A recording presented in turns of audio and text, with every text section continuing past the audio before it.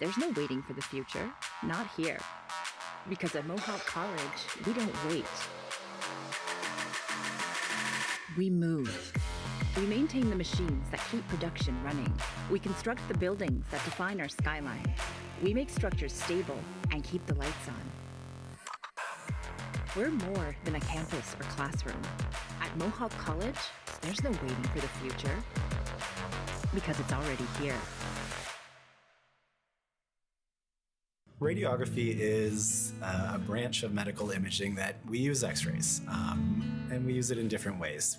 Radiography, yes, it starts with bones, but there's actually a lot more to it. It's a whole modality, a whole branch that we're using x-rays to see inside the body. How we're using it can really vary.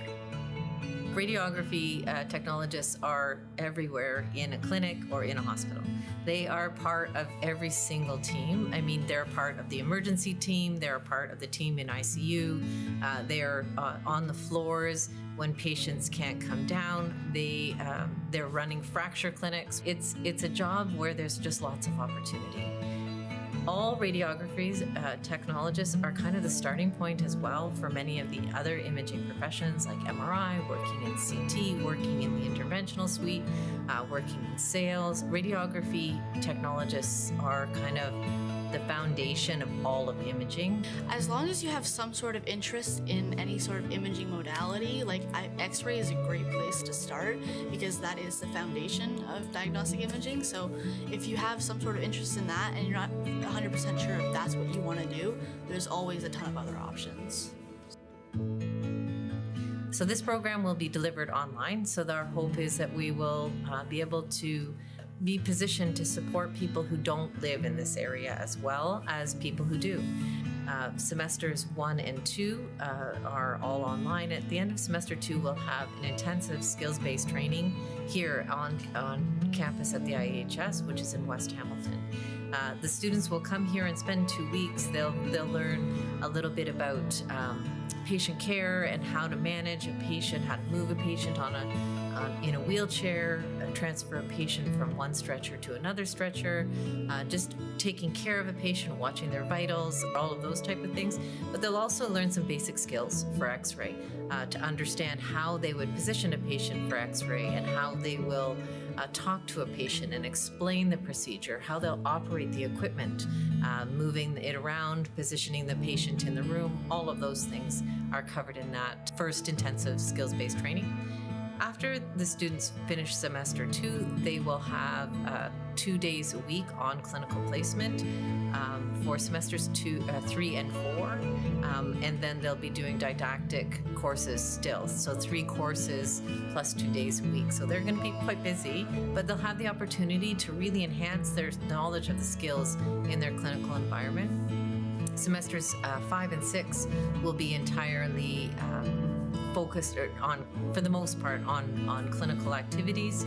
And then at the end of semester 3 and semester 4, the students will come here again for some skills-based intensive. So it's a little bit more, maybe the exposure to CT, exposure to sort of trauma cases. It's really giving them foundational tools to take back with them to the clinical environment. This program just requires a lot of like focus and a lot of passion, and as long as you work towards what you love to do, then I mean, you're set up for success, I guess.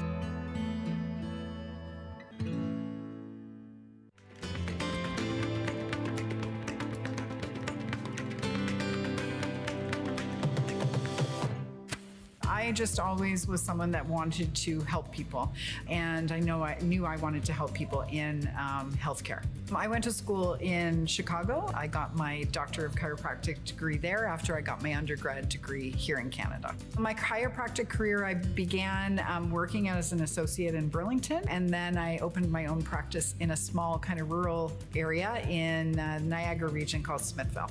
I was a teaching assistant when I was in college, chiropractic college, and also in university. And so for me, it was always something that I really enjoyed doing. I was able to work alongside one of the coordinators for our program. They needed someone to teach, and that's how I jumped into that. It was early in the kind of the history of the massage therapy program, so I kind of got in on the bottom floor, and I had an opportunity to help guide some of the ways that we were teaching the program, and that was really exciting to me. So I'm always in a classroom with them and teaching them kind of sometimes a little bit boring kind of foundational stuff. So I always start off my classes with listening to like, what have you seen in clinic, and how does it relate to our classes? And just today, a student was sharing like that they got to see someone that had a really major accident 4 years ago and how massage has really helped them. So it's really nice for them to have those proud moments, and it makes me really happy to hear that. Looking at a registered massage therapist versus a masseuse, they are able to come up with treatment plans that kind of address the whole person. So they're going to be seeing patients that might come in to just want to have a relaxation massage, but they have underlying conditions and they need to be aware of it so that they can create the best treatment plan possible for them. So it's really important that they understand the workings of the systems in the body, but also if there's something going wrong, so they can adapt and modify treatment based on that. Best part about my job is just interacting with students and sharing my clinical experience and watching kind of aha moments happen with the students. I just love teaching. I think the most rewarding part is seeing students work so hard. Sometimes it's a struggle for them to do this 3-year program. It's a pretty hard program, and to see them at graduation day is huge for me. It's always an emotional time for me to kind of see them reap the benefits of working so hard for it. My favorite thing to do is travel.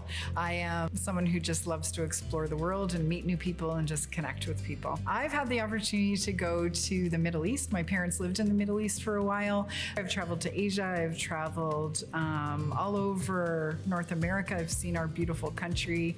I've been to a lot of places. I think I've traveled to 46 countries so far. I think by nature I'm a helper, and it lights me up to just help people. That's why I chose healthcare.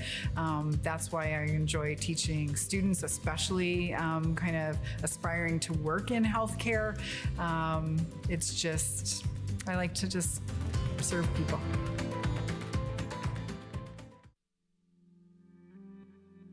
I really wanted to figure out how living systems work and just what exactly is happening that makes the world turn. Knowing that nature's there and we have to learn about it to be able to protect it as well. I've always had a love for like nature and stuff, I guess. So I've always wanted to like protect our planet.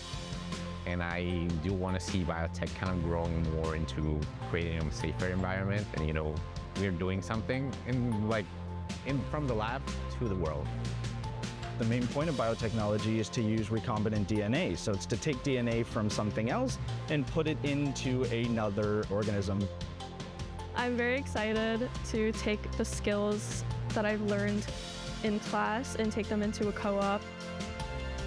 It will grant me that opportunity to be able to work in the field and in industry and really get a little bit more practical experience. With that Environment Canada co-op that I got to do, did see what ends up happening with our water. And to make for a greener tomorrow, we really have seen like a big movement towards better use with pesticides. Climate change has become a very big issue. I'm sure we know about our wildfires. How do we protect our plants and our agriculture against these? With biotech moving things over, traits like from extremophiles to be able to deal with higher temperatures so that our grasslands don't die out from dryness or from no water. So I would say I've had the opportunity to meet like a really great faculty with different experiences in different fields. Support from faculty has been absolutely amazing. Every teacher I've come into contact with and talked to have been wonderful. They know that I can do it and they give me motivation to complete it. All the hands-on that they get to give us with the knowledge that they actually give in class is, it makes you feel very prepared for the workplace. I really liked it. Working with industry standard equipment in the labs is super important. It really helps you get a grasp on what you might actually be doing in the workforce. Especially when you get to go out there and you're doing this work and everything that you're doing, you know, is literally just going back into the environment. You're trying to protect something, you're trying to save something. Mohawk College students are well positioned academically and professionally to affect the environment in a positive way. Anyone that loves science and loves learning, I would recommend this program too.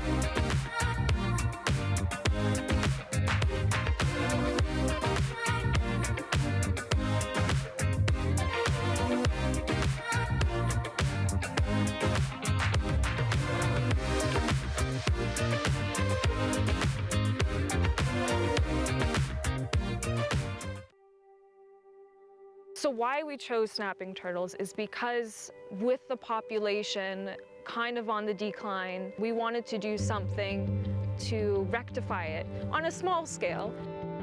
Our capstone project at Christie Lake Conservation is to restore a turtle nesting bed. Snapping turtles are an indicator species. They're one of the hardier turtle species, so in Ontario, all turtle species are at risk because of habitat degradation and because they get hit on the roadside so frequently. Increasing the turtle population, which inevitably is the hope, will help keep the water cleaner because they eat dead animals and bacteria and all the yucky stuff in the water, so they do help keep it clean. First, we had to come on site and actually see what we were dealing with. We had to make sure we were clearing any brush, any species in the way. We had to get down to the root system so that they couldn't reroot. We actually used a front-end loader with a bucket attachment to scrape the ground and pull back to see what was actually underneath everything. So you'll do something and then you have to assess, and then you'll do something else and then you'll reassess. We've dug up the soil to make sure that it wasn't so compact for the turtles. These key factors that we considered will affect the broader ecosystem here at Christie Lake Conservation. Unfortunately, with a restoration project like this, there is the chance for poachers, which for one was not something we would have ever thought of. I, for one, did not think that poachers were a thing with turtles. We want people to be more aware. We want to spread the knowledge that we have obtained during this process in order to continue to help the species, which in turn helps other species of turtles and also helps increase the sustainability of the ecosystem where the turtles exist. So when we can make good habitats for snapping turtles and monitor them and see how they're being used, it helps us get an idea of how to also help other turtles. It's a reason to wake up in the morning, and it's exciting to come out and to be able to do this and to feel like I'm having a positive impact on the environment and doing something to encourage the well-being of a species. Being able to have that background to just understand how these tiny, tiny changes on like this minuscule level can affect an entire ecosystem. If you are serious and passionate about climate change and sustainability and anything to do with environmental impacts, Mohawk College is definitely the place to go. We want to dig in the dirt and say, look what we did at the end of the day. We want to, get feedback from other people. We want to come back and see how it's doing. It's more than just a project. It's fun. I'm Casey. I'm Jory. I'm Maddie. And we're the Turtle Team!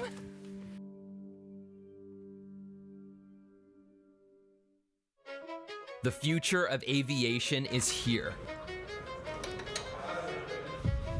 But this field takes more than theory. It takes torque, tools, total focus.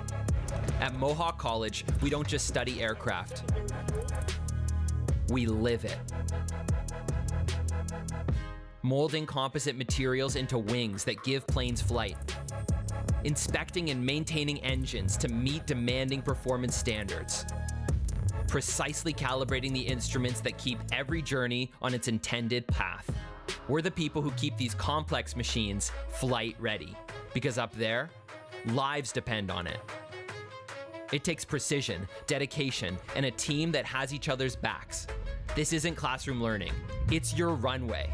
So get ready for your career in aviation.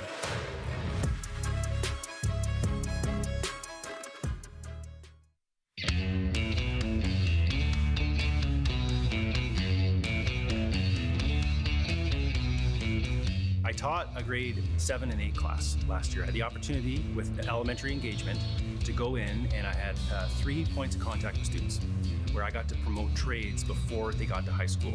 And so I came up with this analogy, and it's like playing Lego. Now imagine this. You get a call from your buddy Tim. Tim just got the new Star Wars Lego center, and he wants you to come over on Saturday and build it. So what's the first thing you do? Who's coming? Right? Okay, so Tim's coming, Sally's coming, and Bill's coming. Great, I'll be there. That's carpentry. I get a call from Adam. Adam says, hey, I just got a new deck that I need to build. Can you come and build it? And I'll say, who's coming? And he'll say, Sally and Bill are coming. And I say, great, I'll see you on Saturday. And we get to build something. So I'm just a kid playing with larger Legos, and that's what I get to do. That math is not important, and it's the most important. Math is everywhere in what we do. Now, having said that, it's not hard math. This is math that makes sense. This is math that my students come in and are like, I wish I was always learning this kind of math. In high school, you may learn that A plus B equals C. Well, what does A and B mean, right? And what's C? Like, what does that mean, right? But we can actually hold A and B in our hands here and then measure C. And it just makes sense. That's the math we do. I wasn't listening to myself, into my gut to what should I be doing. And since trades wasn't really taken seriously, it wasn't an option.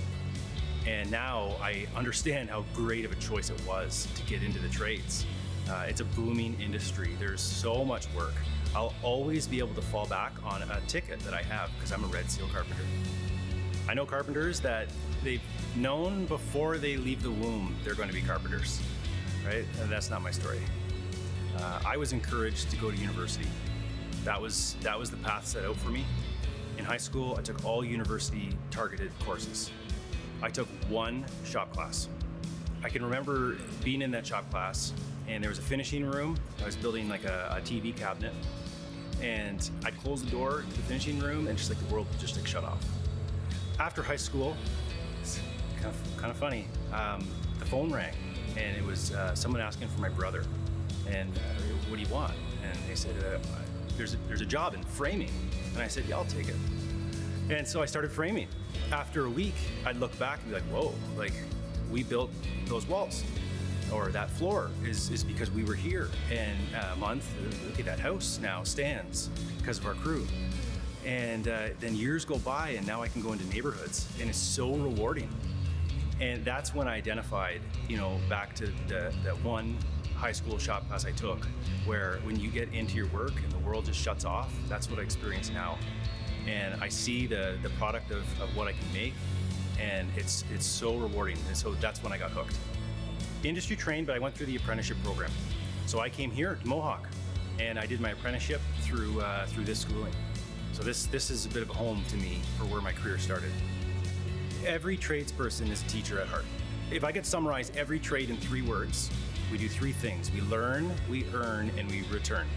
And it's not that you learn first, then you earn, right? This all happens at the same time. All 3 of these words are all going on at once. You learn, you earn, and then you return the knowledge that you gain from someone else to somebody that is still coming up in the industry.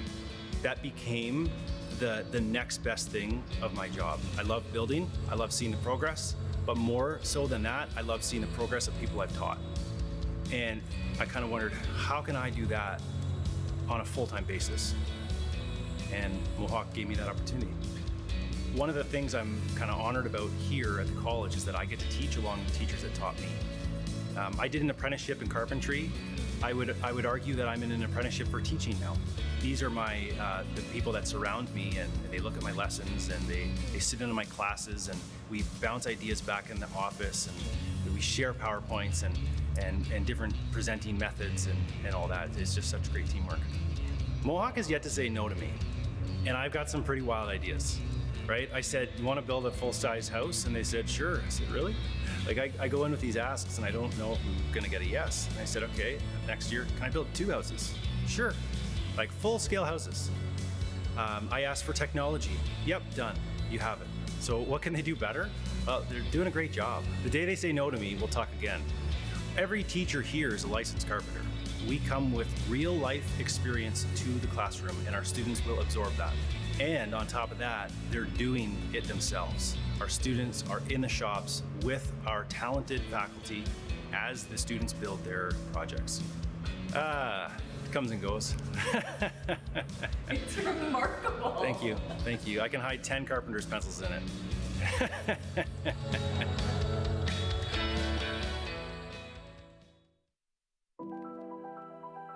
Animation is really taking life and creating something that mimics life. We're creating an illusion of something living, bringing something to life that is out of our own imagination.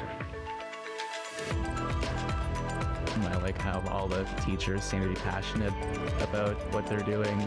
Darren especially, he worked on SpongeBob the movie. Charlie, he's awesome. He came from Disney. I've been told like he's a Disney legend. It's really inspiring, like oh maybe one day I'll be there too.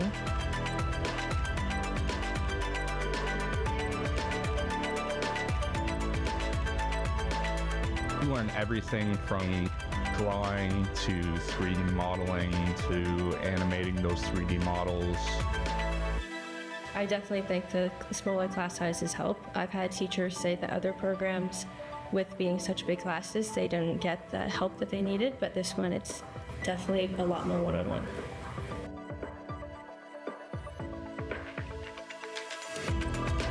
I think animation connects to a lot of people because you're able to make anything you could ever imagine.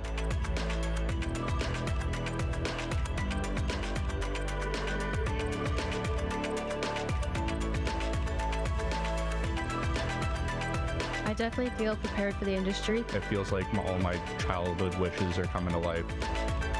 Really touch people's souls and maybe make them think about something and maybe even change someone's life.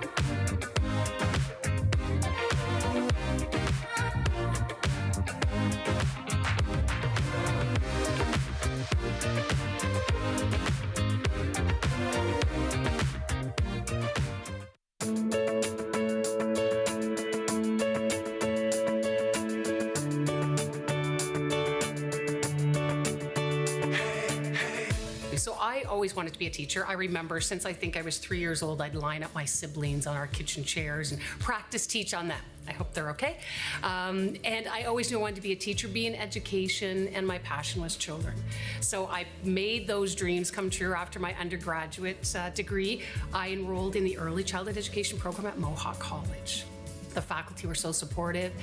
And the really cool thing that we still do to this day, of course, is we have placements. So I got into the field to see what it's like to be an early childhood educator. I knew that's what I wanted to do. And then right from graduation, I got hired at Mohawk College, and I haven't left yet.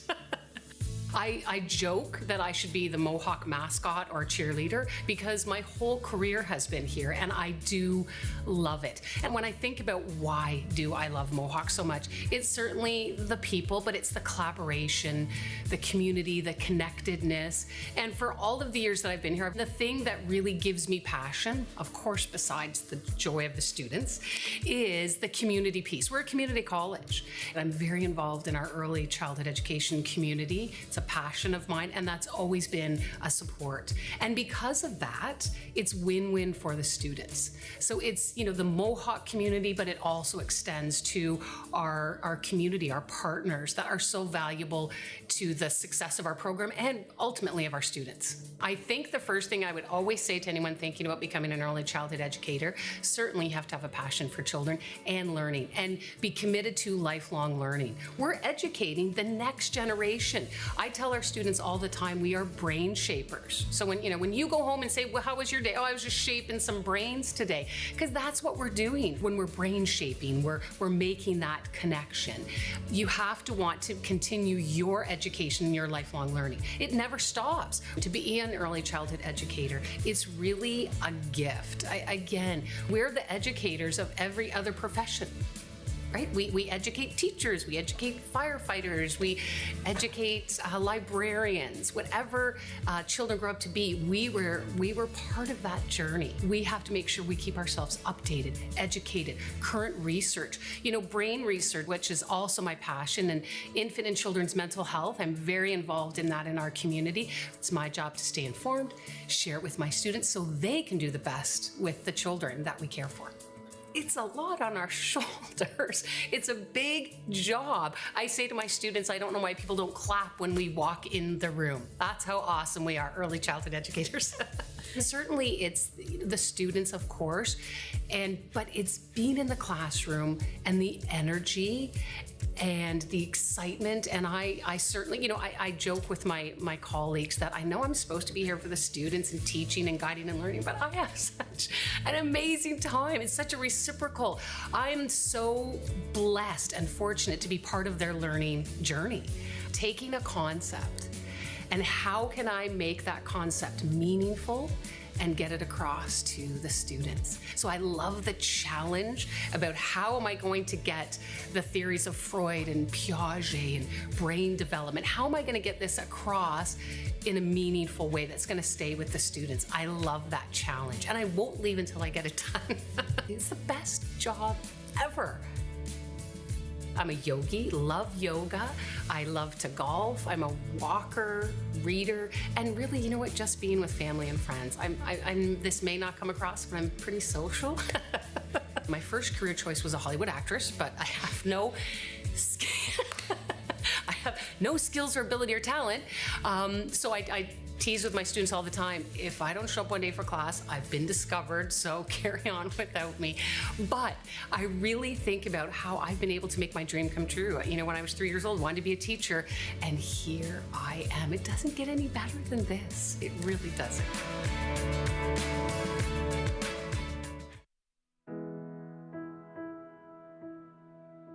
So Mohawk has a very long-standing history of education in medical imaging.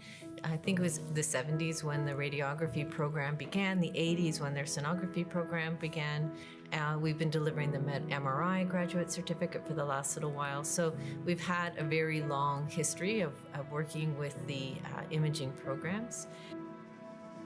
Ever since I was young, I've always been drawn to healthcare.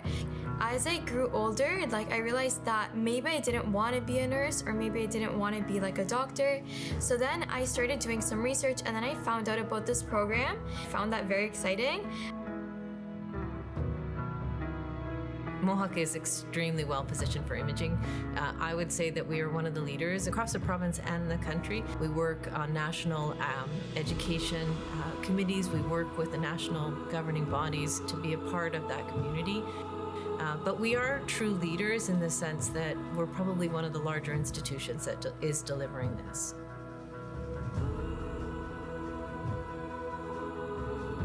I feel like when people think of like a job in healthcare, it's always like either you're a doctor or you're a nurse. And there's a lot of underappreciated fields within healthcare that aren't talked about enough that are really, really important. The one thing that has always excited me is the rewarding feeling that you get. Although it may be tough sometimes, I think it's the people and the patients. I always knew I wanted to go into healthcare. I feel like that was something that my family kind of instilled in me, and I've always wanted to like help people in any way that I could. And being able to be part of that journey is really rewarding, especially when it comes to patient care. There is a ton of demand when it comes to all of the imaging professions. There's lots of jobs really right across the country. So we're just trying to create different opportunities for our learners.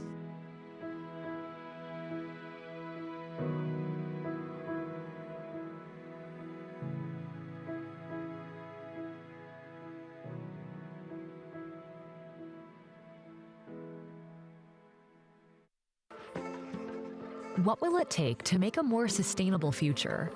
Every day, Mohawk College students, faculty, and staff are making a measurable impact on climate change.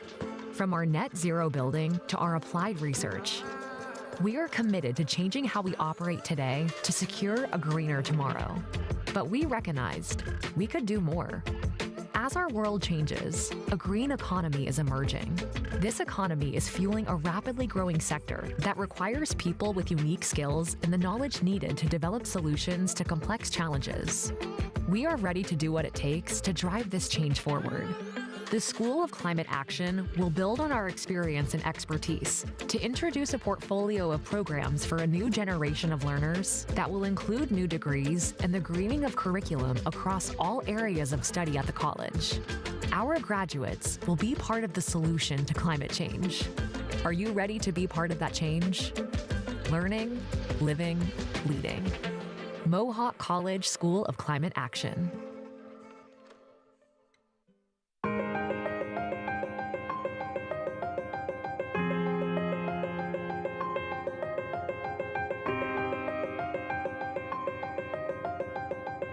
I've always been interested in aviation, and I knew that I wanted to work somewhere within that industry. So when I was considering my options, I noticed this program, and I thought it would be really cool to just get to work on airplanes, as I've always been fascinated with them. I've always had like an interest in the world of technology, and when I heard about avionics, I thought it would be fun to get to work with that and do all the troubleshooting and everything associated. I came here a couple years ago for a tour, and I don't know, ever since I stuck with it. So we've had a lot of lab experience with troubleshooting as well as installations. And in a lot of our labs, we use a lot of different testing equipment. So that has really prepared us for the world of avionics, as a lot of it is troubleshooting and finding issues and chasing down wires. It's interesting to see how all these little tiny pieces of wire can carry so much and do so much for an airplane. But it was also quite intimidating because there's a lot of them and they all do so many different things. But through all of our instructors and our labs that we have, it's been pretty easy. They've done a really great job at making sure everything gets broken down nicely, and so it's not overly intimidating, and I can honestly say it's not too bad at all anymore, so. I'm currently working to complete my AME license, which is avionics. This program, it would be a 4-year apprenticeship to get all of your hours and all of your educational requirements, but by doing this program, it knocks it down to 2. Through being at Mohawk College, I've written all of my regulatory tests that I need to do to get my license. I've completed various different tasks through labs that are also required, and it got a solid foundation for when I do enter the workforce and continue off doing my apprenticeship there. I would definitely say Mohawk has a lot of good connections. And then they have a lot of opportunities and connections through school to set you up with an employer. So there's lots of job fairs and opportunities like that where you can meet people in the industry and find an apprenticeship through that. In May 2025, Aidan Muller represented Mohawk College in the Skills Ontario competition as one of the college's 51 competitors. The Skills Ontario competition offers a unique opportunity for top students from colleges across the province to demonstrate their mastery of their skills in their field. Aidan ultimately won gold in the aircraft maintenance category. In total, 13 Mohawk College competitors took home 11 medals, including 9 individual and 2 team medals.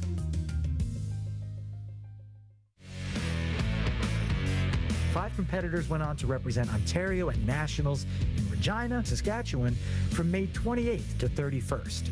Mohawk College's CNC machining competitor, Noah Rittenhouse, won gold and also won the RBC Best of Region Award for Ontario by receiving the highest score for the province.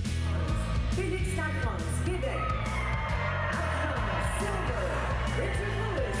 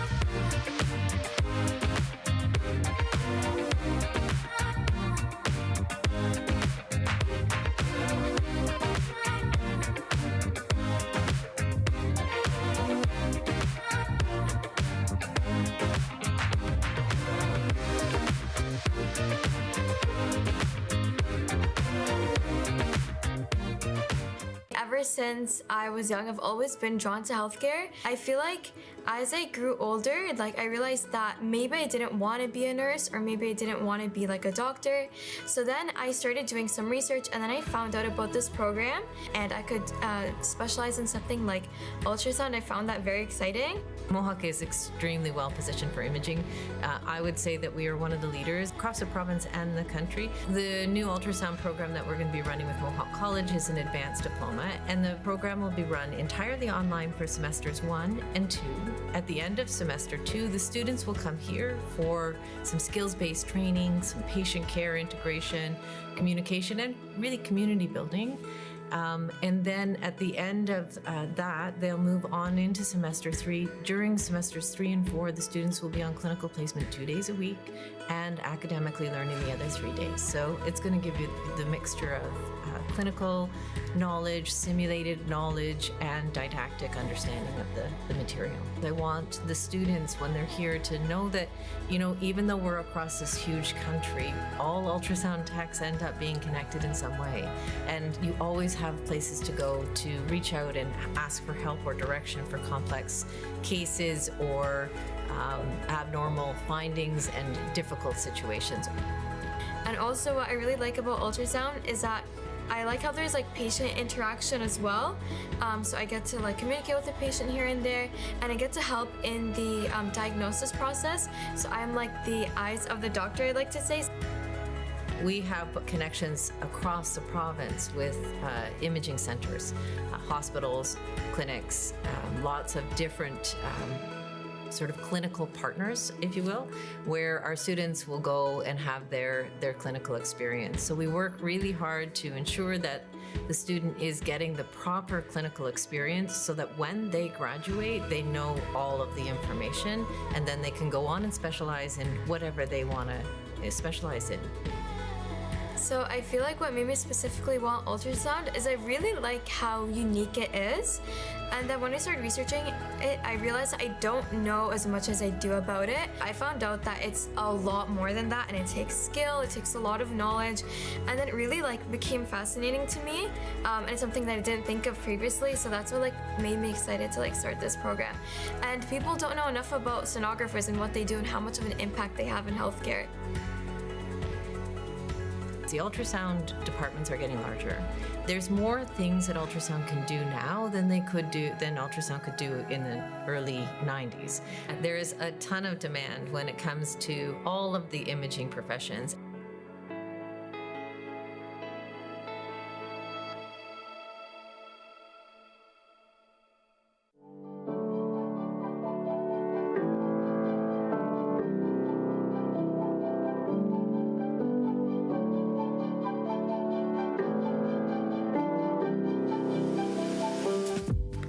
Well, they'd probably never think that I was into old school classic cars that I enjoy building on the side of my own home. I like the old school, being able to build a car and with the community, just hanging out with a bunch of people and just to enjoy a night of a classic old car show. I think it was going to an air show eventually and knowing that I like to tinker around with stuff and then actually see something cool like an airplane, or I think it was a jet truck that really motivated me when I saw it. I'm like, that'd be kind of cool to see or learn how that engine works. Tinkering around with snowmobiles and motorcycles and just having fun with cars and stuff like that just got you into it, and then went away to college and got into the small aircraft, spending time building an M1 license, and then I finally had an opportunity to get into the large jet, and then I just continued on my license and expanded at M2, traveling around the world and building time and experiences. I heard an opportunity at Mohawk, and one of the gentlemen was going to start an aviation program and asked me if I'd like to be involved and maybe help develop a little bit of material. And I eventually said, you know what, that wouldn't be too bad to change it now after all the years of being in the industry, to turn around and now give it back, share your knowledge. I think it's a nice cycle that needs to happen. I mean, we all been students at one time, and then you go in the industry and you work a ton, and then you're like, why not just give it back again and then keep that cycle going, share your knowledge.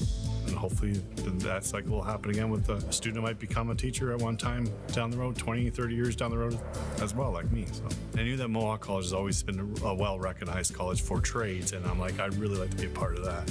I've always known, even growing up, that Mohawk was well-known for trades, so why not stick to something that has such a great reputation that's out there? The best part of my job is to watch them learn and share your traits, and then watch them when they graduate, and then they come back later on and they say, hey, this is where I am nowadays. I'm like, good for you, that's awesome. To see that they stuck to the industry and they're doing something super cool. And I've even seen students come by and bring their airplanes by here. And I'm like, wow, that's super cool that you're now flying your own airplane. And never thought of that I'd be working on them, but you're working on them and to fly on them. Having that student come back later on in life, 5, 4, or maybe even 10 years later, it's very rewarding to know that I was a part of his career or her career way back in the day.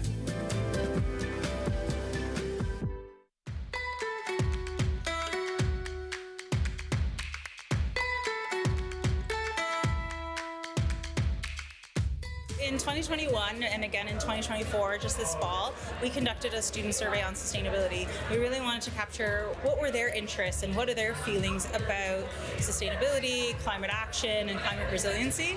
And what we found overwhelming in both surveys is that students really care about this. Over 95% of our students said that post-secondary institutions should not only be involved from a facilities perspective, but also the programs. How are we going to help change the world? And the School of Climate Action is a direct response to that. Green skills is exploding. It's in every discipline, every field of study, and we need to make sure that our graduates here at Mohawk College are ready for that. There's a lot of jobs coming on stream. I think every company has recognized now that they have a role to play in the whole circular economy. Like, they need to figure out how you make a product and make it that's sustainable and has an reduced impact on the environment. You actually see companies hiring jobs that are called climate specialist or climate analyst or climate practitioner, because the problems and the requirements for making products now are increasing and changing all the time.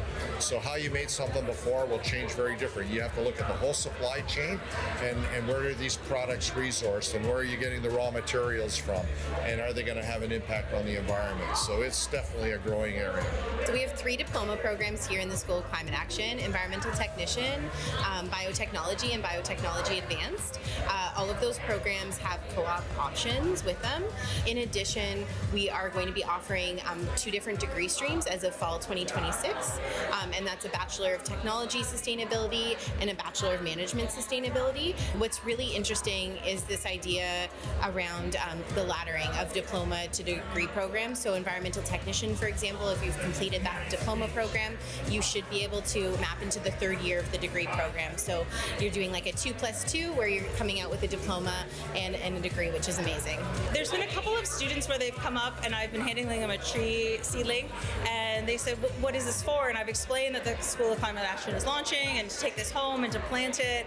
But at the same point, they're just excited. They're like, you have a School of Climate Action?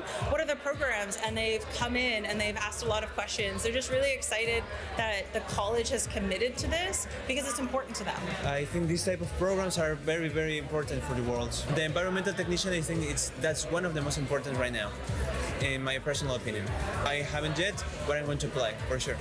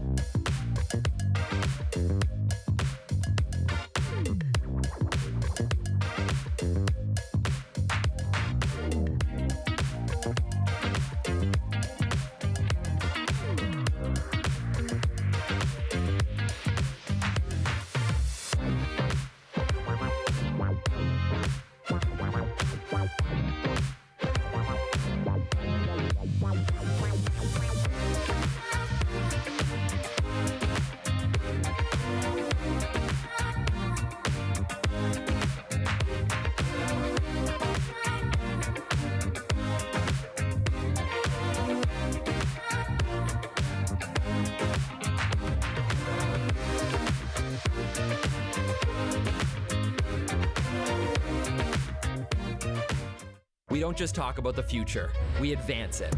From the classroom to the lab to the hangar, find your people, your purpose, your launch pad. There's no waiting for the future at Mohawk College, because it's already here.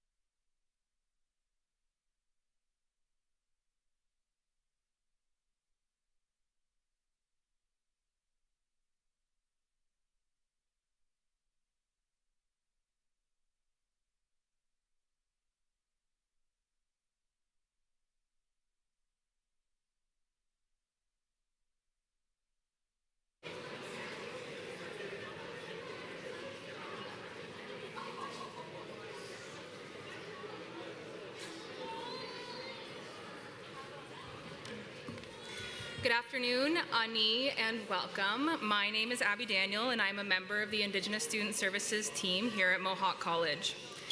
I'd like to welcome you to the traditional territory of the Haudenosaunee and Anishinaabe nations that we've gathered on today. To begin our ceremony, I would like to welcome Spirit Vision drummers and dancers. As Indigenous people, we believe that the drum connects us to all things and is the heartbeat of Mother Earth. Today, we call upon this group to give thanks and to recognize the achievements of our graduates with an honor song. Please stand for the procession of the graduates and the platform party.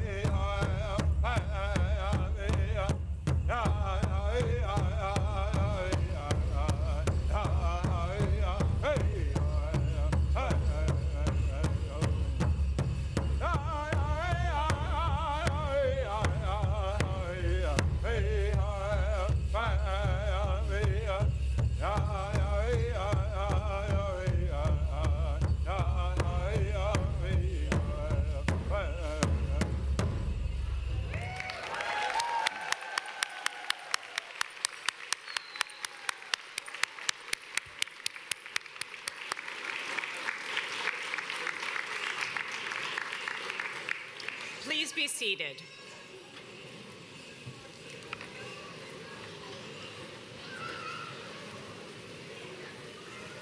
Thank you to the Spirit Vision traditional Indigenous drummers and dancers. Greetings, everyone. My name is Trish Loomis, and I have the honor and privilege of serving as the Vice President, Communications and External Affairs here at Mohawk College. And I'm also pleased to be the host for today's Convocation ceremony. As we begin, I would like to acknowledge that Mohawk College is situated on the traditional territory of the Haudenosaunee and Anishinaabe nations, within the lands protected by the Dish with One Spoon Wampum Agreement, and is currently home to many Indigenous peoples from across Turtle Island. Before I introduce our platform party, can you please stand if you're able and join us in the singing of our national anthem as performed by Mohawk College graduate from the Applied Music Program, Brianne Downer.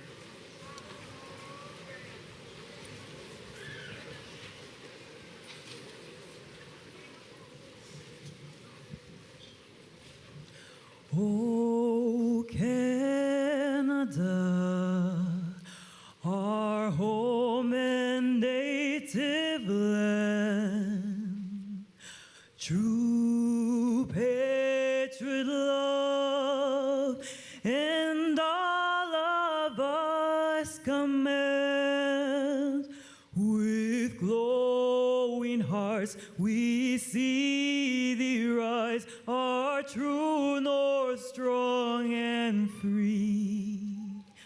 From far and wide, oh Canada, we stand on guard for thee. God keep our lands glorious and free. Oh Canada, we stand on guard for thee.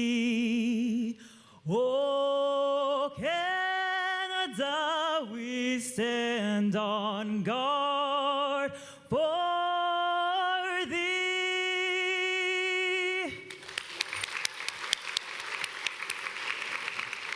Thank you, Brianne. Please be seated. Convocation is a special celebration for all in attendance. We ask that you stay in your seat until the entire ceremony is complete. Please also ensure that your cell phone is tuned to the silent setting. I am proud to declare this convocation ceremony is now open.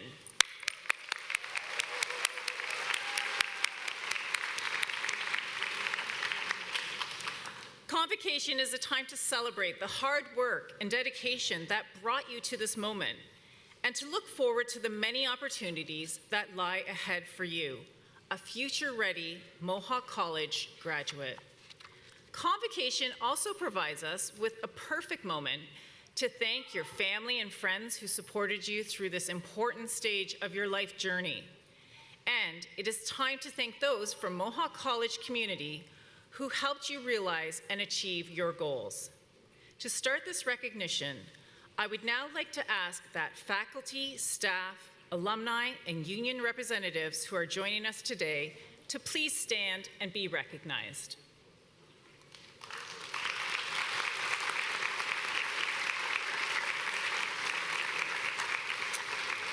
Next, I will recognize the front row and speakers of our platform party. Please hold your applause until the end of introductions. Wendy Lawson, Associate Vice President Academic, Dean, School of Health. Gail Burns, Board of Governors. Chantal Woolsey, Board of Governors. Paul Armstrong, President. Eric Vanderwall, Distinguished Fellow. Krista Weisner, Registrar and Associate Vice President, Student Services and Supports. Dr. Siebert Adamson, Vice President Academic, and Katie Burrows, Vice President, Students and International.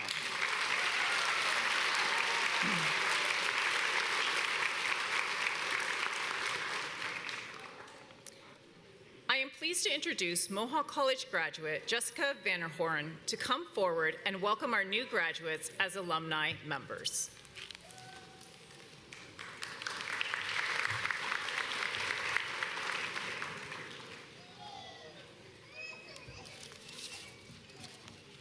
Thank you, Trish.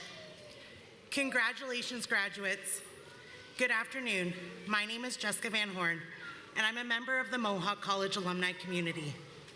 You have worked hard to reach this moment today, and I'm truly honored to officially welcome you to the alumni family. Although your studies are complete, your connection to the college and your Mohawk alumni family is for life. We are here for you at every stage of your journey. If you have not already done so, I encourage you to take advantage of the many services and supports available through Mohawk College Alumni, which serves as your direct link to a strong network of over 175,000 Mohawk graduates. Connect with and learn from your fellow alumni working in your field. Enhance your career development and network through mentorship offerings and attending career, social, or athletic events. Volunteer your time as a committee member or a classroom guest speaker. Access exclusive alumni discounts, benefits, and your alumni card through Mohawk Perks app. Stay connected to alumni and share your personal milestones with us.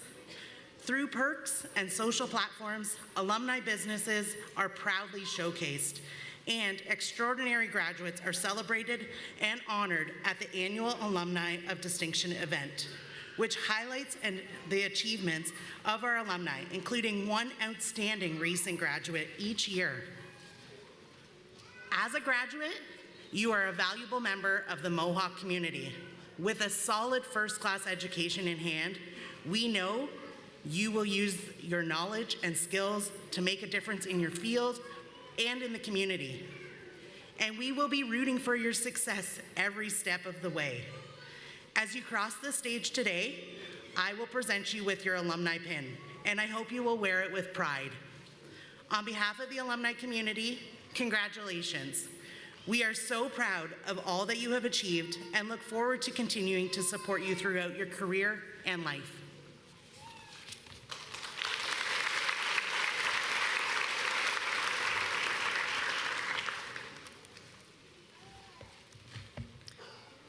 Thank you, Jessica.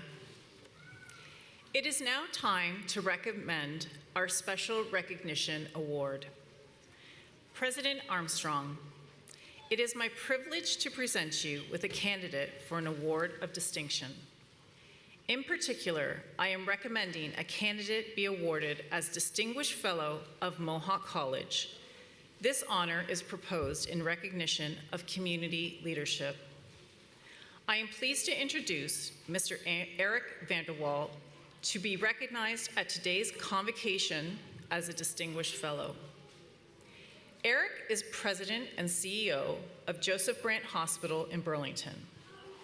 Under Eric's leadership, several major accomplishments have been realized at Joseph Brant Hospital, and an ongoing focus to continue to improve quality care, safe care, and service excellence is evident throughout the hospital.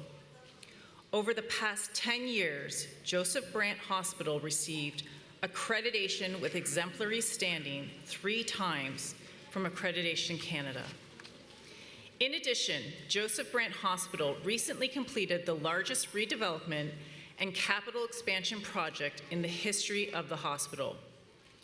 Prior to joining Joseph Brant Hospital, Eric served as the Senior Vice President, Trillium Health Center, and Vice President of Planning and Corporate Services at Trillium Health Center. Eric has held a number of other senior management positions, including Director, Health Promotion Branch, Ministry of Health and Long-Term Care. He has held several other senior positions at the Ministry of Health and Long-Term Care over an 11-year period. Eric is a graduate of Queen's University and holds a master's degree in Public Administration Health Policy. He also has an undergraduate degree from Toronto Metropolitan University in Architectural Sciences, and he holds a Chartered Director designation from the Directors College, McMaster University. Eric is a long-standing partner of Mohawk College and a champion of the college's health programs, ensuring students from across these programs receive valuable placement experience at Joseph Brant Hospital. He is also a strong supporter of Mohawk College's planned expansion into the city of Burlington. Mr. Vanderwall, could you please stand and join me at the podium?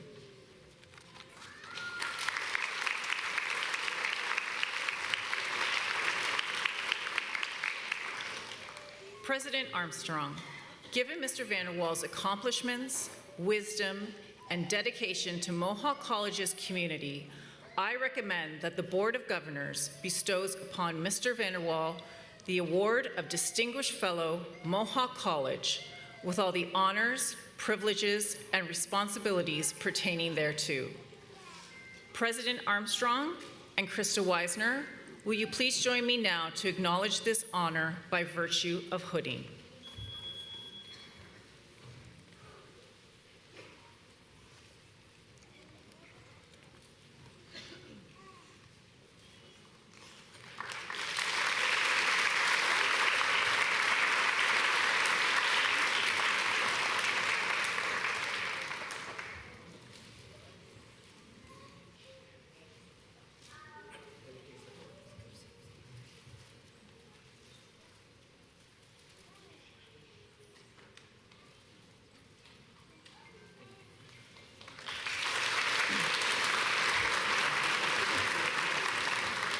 Congratulations, Mr. Vanderwall. I now invite you to address the Convocation as its honorary speaker.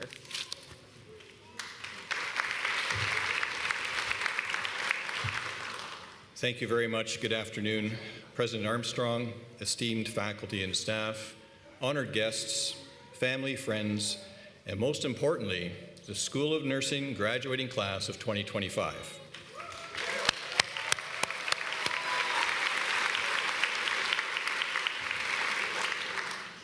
It's truly a tremendous honor to stand here before you today as someone who is deeply humbled to be inducted as a Distinguished Fellow of Mohawk College. Thank you for this recognition. It's a privilege I will carry with deep respect and humility. First and foremost, to you, the graduates, congratulations! You made it. You made it after years of studies, clinical placements, long nights, and many exams. Today is your testament. It's a testament to your commitment, your resilience, and your passion to become a nurse. Graduates, you are crossing a threshold today, stepping out of the familiar halls of Mohawk College and into a world that I would say is anything but stable, complacent, or predictable. Let's be honest. You've completed your education at a time defined by uncertainty and volatility. You've completed your training under the shadows of a global pandemic.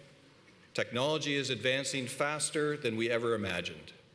Artificial intelligence is reshaping how we work. Climate challenges are urgent. Social change is constant. And global unrest is increasing. This is a lot, right? And yet, what gives me hope, what gives us all hope, is you. When I was beginning my career in architecture, I didn't have it all figured out either, not even close. I remember standing on the edge of many opportunities where I felt underqualified, both in terms of experience and knowledge. However, I pursued the challenge all the same, embraced the risk of failure. I learned, adapted, and ultimately I realized success in these pursuits. In looking back, these leaps led to every major turning point in my professional life. As you know, my role today is really different from where I started. So I'd encourage you to embrace the opportunities, as your career path is unlikely to be a straight line, and your end goal may change as you grow with experience and knowledge. So if you're feeling nervous, perhaps not as confident as you'd like to be, that's good. That's okay. That means you're stretching yourself and your comfort zone. So keep going. Discomfort fuels creative passion. I'd like to share 5 thoughts with you that I wish had been shared with me on my graduating day. So the first is, start before you're ready. Perfection is a myth. Growth comes from trying new things, perhaps failing, learning, trying again. The world rewards those who step forward with courage, not just certainty. Secondly, your credential is a foundation. It's not a finish line. So although you studied health and nursing, remember, your learning doesn't end here. It evolves with you. So I'd encourage you to commit to lifelong learning, stay curious, and ask questions. 3, your character matters more than your credentials. The world is full of smart people, we know that. What sets you apart is how you treat others. Show up with kindness, empathy, compassion, humility, and integrity. You are in a position of privilege as a nurse, and as healthcare providers, we are people taking care of people. It's been said by many that there's no higher privilege or calling than the profession of nursing, and I agree. 4, use your time wisely. My parents' generation, and to a large extent my generation, we defined success by our work ethic. It was a necessity for survival, and it gave us hope post-World Wars. These generations, the majority of the time, they spent working. So my advice to you is, yes, work hard, take time to rest, set boundaries, make space for joy. Success in life is not measured by exhaustion or how many hours a week one works. It's measured by contribution and meaning. And 5, the impact of your voice. As a nurse and as a key member of the healthcare team, you shape the culture around you. Speak up for what matters, stand up for others, and lead from wherever you are. Graduates, the world you're stepping into is very complex today, but you're not stepping into it empty-handed. You leave here with knowledge, experience, and an entire community behind you. While today may be your graduation, it's also your invitation to build, to lead, and to contribute. As I accept this fellowship with deep gratitude, I'm reminded of what truly matters: lifting others, creating opportunity, and leaving things better than you found them. So know that you have the same opportunity each and every day. Whatever path you choose, whatever life takes you next, wherever it takes you, remember, you are ready and the world is ready for you. So I'd ask that you walk forward with pride, walk forward with purpose, lead with empathy and compassion. Congratulations again, you've earned your place in one of the most trusted and vital professions on the face of the planet. Now go and make a difference, one patient and one heartbeat at a time. Thank you.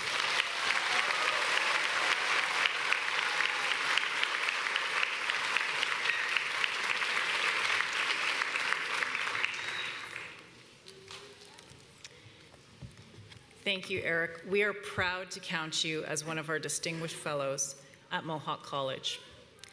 I'm pleased to introduce Pedro Nemesio de Campos Silva, President of the Mohawk Students Association, to come forward to bring greetings to the graduates.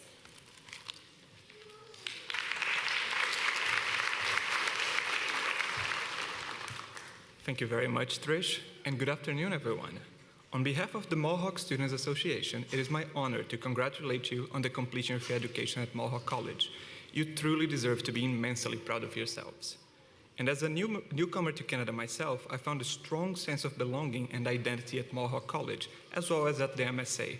This is truly a testament to the incredible community we have here, which you have all contributed to. Having worked in education throughout my entire life, mainly as a teacher back in my home country, I can definitely relate to the pride and joy that Mohawk College faculty feels today. Your accomplishments are truly remarkable, and believe your teachers when they say that they learn from you just as much as you learn from them, because education is all about that mutual exchange of knowledge and experiences, which you have all embraced and embodied. Serving as the MSA president has been a privilege. It has shown me the importance of giving back, of planting seeds without knowing who will be harvesting the fruits from that tree, and being an agent of change. This spirit of service and community building is something you have demonstrated during your time at college. As you step into the future, remember to make the most out of your journey, just as you've made the most out of your time here. Take with you the lessons learned, the friendships formed, and the legacy that remains. I would also like to share a quote from Paulo Freire, a visionary Brazilian educator and sociologist that dedicated his life work to student-centered learning. The original one in Portuguese goes like this: Educação não transforma o mundo. Educação muda as pessoas, e pessoas transformam o mundo. Which in English would pretty much mean that education does not change the world. But education, however, changes people, and people do change the world. You may think that you've already answered too many questions and did too many assignments, won too many exams during your journey as a student, but I must tell you that being a dedicated learner is a lifelong commitment. This is why I call upon you, in fact, I call upon everybody here today to always remain true to that commitment of being curious and remaining a lifelong learner. And I do have just one more question for you, just that one final assignment. I ask you to be that spark of change on a troubled and complicated world. Do something for someone else, just as other peoples have done something for you in advance. And I truly urge you to try your very best to find an answer to this question: what do we owe each other? You have the power to be catalysts for change. Continue to foster these values of giving back, of setting new goals as lifelong learners, because the world surely needs your energy, your creativity, and your dedication. So go out there and change the world. Thank you very much, everyone. Congratulations to the graduates.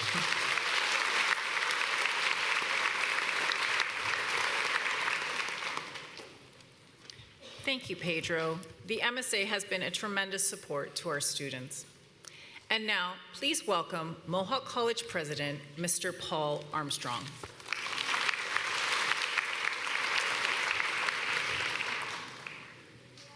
Thank you very much, Trish, and good afternoon, everyone. I want to start by offering a warm welcome to the family and the friends of the graduates who are joining us today for this very, very special convocation ceremony. I want to thank the family and friends for being a part of this well-earned celebration of our graduates. It means a lot to them. And graduates, on behalf of the faculty and the staff at Mohawk College, I want to commend you on this outstanding achievement. You know, you're going to hear some similar themes, but I'm going to start by saying that today is a milestone that marks both an ending and a beginning. You've worked hard, you've overcome challenges, and you've earned the right to sit where you are today at the threshold of something new and a future full of possibility. For that, congratulations.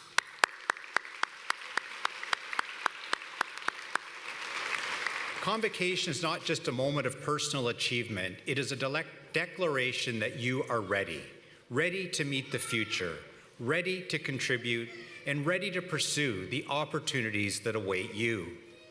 And as you take this next step, I want you to know exactly that. I want to talk to you about pursuing opportunity, not just recognizing when it knocks politely, but going after it when it hides behind locked doors. Because opportunity rarely presents itself with a map and a guarantee. More often, it whispers, it hides in uncertainty, it dares you to move, not because it's easy, but because it matters. And so today, I offer you a challenge to live your life as a pursuit, not of perfection, but of possibility. You know, you may be tempted to wait for the perfect job, the perfect timing, or that moment of clarity before you make your move. But I urge you not to wait. Perfect moments are often myths. Wait for one, and you may very well miss an opportunity that is right in front of you. Thomas Edison, inventor of the light bulb and many other things that we take for granted today, once said, "Opportunity is missed by most people because it is dressed in overalls and looks like work." You know, my own career, the opportunity to serve in higher education leadership didn't come with a spotlight and a sign. It was often disguised as hard work, difficult choices, or most often unexpected detours. And each time I made the decision to lean in, even when I wasn't completely sure of what the outcome was going to be. You don't have to have all the answers to take the first step. What you do need, though, is the courage to begin. There will be times when the path Forward feels unclear, when self-doubt creeps in, when others seem more certain, more prepared, and more confident. And it's in those moments, remember this, confidence often follows action, it does not precede it. And like an unexpected visitor, when opportunity knocks, it's not always convenient. It doesn't always appear at the right time. It interrupts your plans. It challenges you.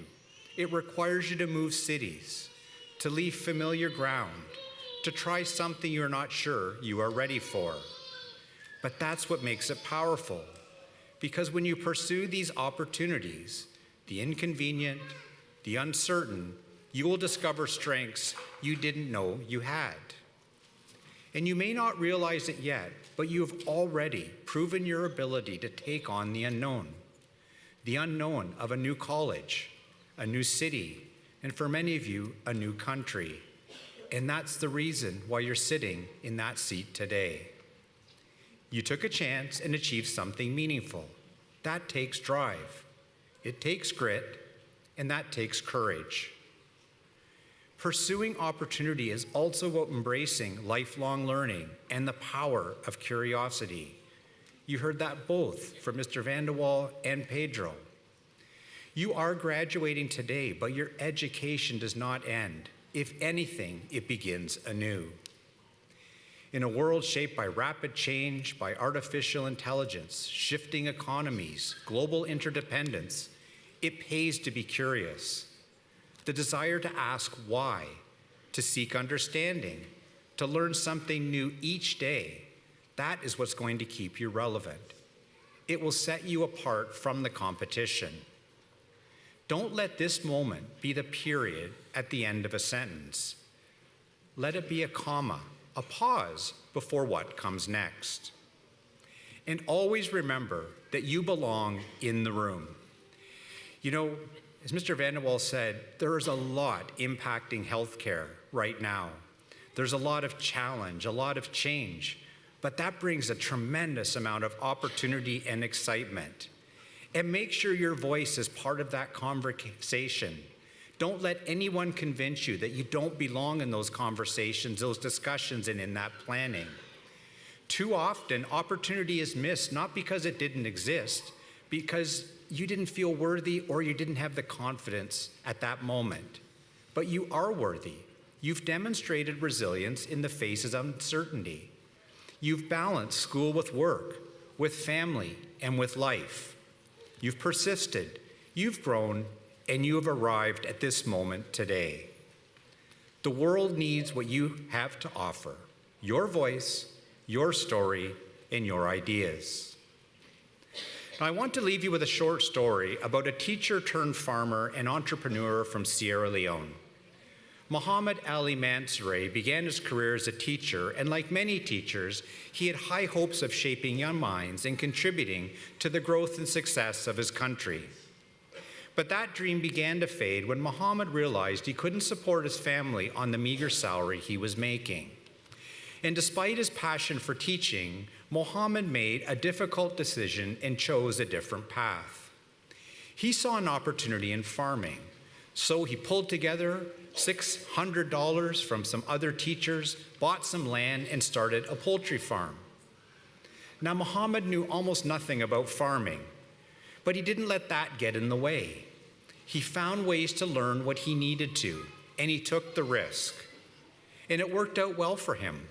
Muhammad's farm became a thriving business, and soon he expanded to include goats and cows, and he had to hire people from his community to work with him. And Muhammad's story doesn't end there. He used his success to help others. He provided access to clean water, he distributed food to his community, and perhaps most importantly, he inspired others to create their own opportunities through his entrepreneurial spirit. During an interview with the BBC in 2019, Muhammad offered this advice: "The future does not belong to those who wait. It belongs to those who act." And graduates, I couldn't agree more. The future belongs to those who pursue possibility. and you, graduates, are more than capable of this pursuit. And by the way, Mohammed's story from the BBC put a spotlight on the plight of teachers in Sierra Leone, so much so that the government gave them a raise, making it easier for them to stay in their chosen profession. But what Mohammed shows us is that even small acts of courage can be far-reaching and create ripple effects that can transform communities or lead to positive change in the lives of others. As you walk out of this theater today, credential in hand, remember that you've already proven that you are brave enough to do anything that you set your mind to. Now, show the world that you're bold enough to keep going. To the class of 2025, congratulations. It has been an absolute honor and privilege to serve you. Take care and thank you.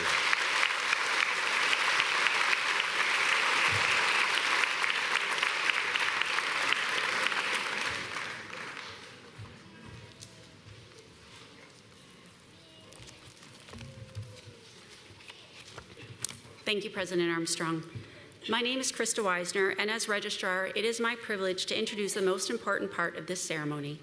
Graduates, it is now time for you to cross the stage and be admitted to the alumni of Mohawk College.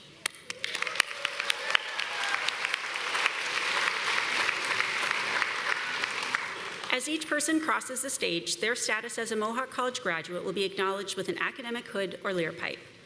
Academic hoods are a tradition that can be traced back to medieval Europe, where they were initially practical pieces of clothing used as head coverings or shoulder capes. Over time, the hood evolved to become a symbol of academic achievement, with variations in color and design representing the degree a graduate has earned in the institution they graduated from. A leer pipe is also a medieval European symbol of academic achievement dating back to the 8th century. Awarding each graduate a leer pipe highlights the achievement of excellence according to each student's chosen program. Awarding a graduate an academic hood or leer pipe symbolizes that a graduate is joining an international community of scholars. Vice President Academic Dr. Siebert Adamson will hood each of our degree graduates. Our diploma and certificate graduates will have the Mohawk College leer pipe placed on their left shoulder.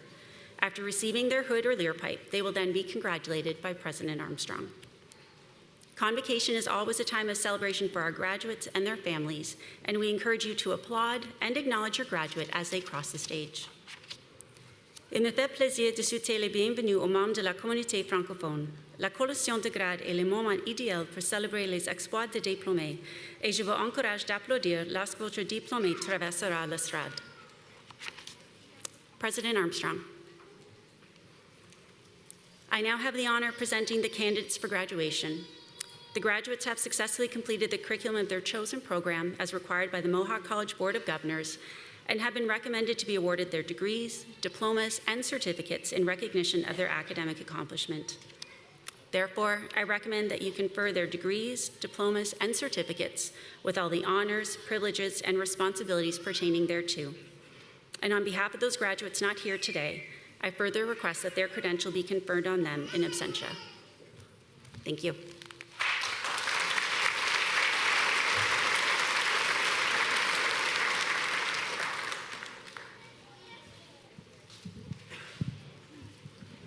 Practical nursing. Darlene May Abadilia.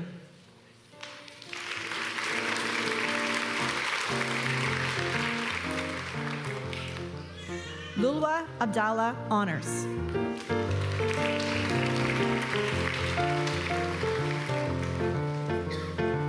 Naduma Abdullahi.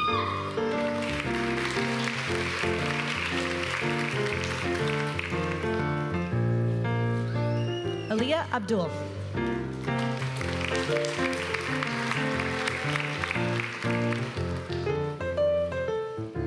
Bashira Abu Bakar Honors.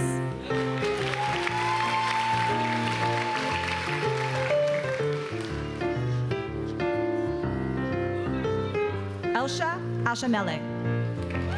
Honors. Honors.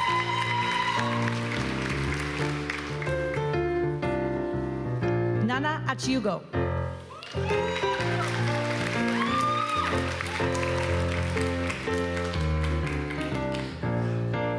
Omolara Adafila.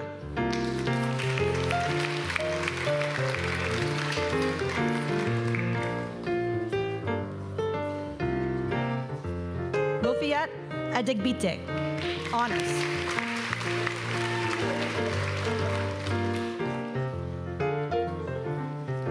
Olubukola Adeniran, honors.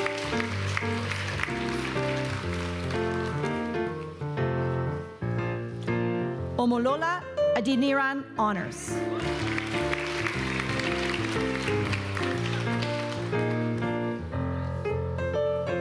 Elizabeth Agbula, honors.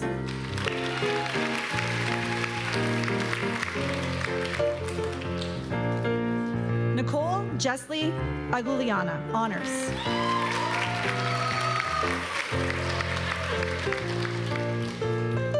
Adam Ahmad.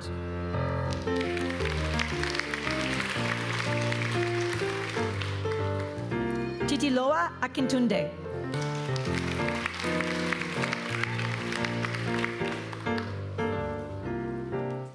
Nicole Akinyi.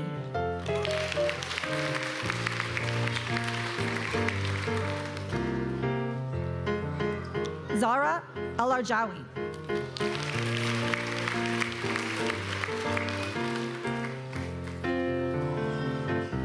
Nicole Almarales.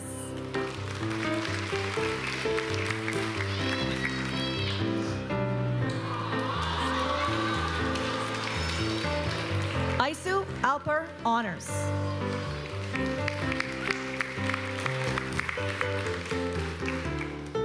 Rashid Alau.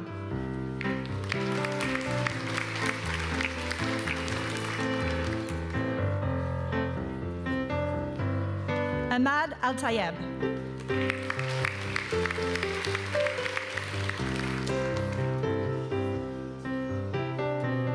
Janet Alueb Hosele.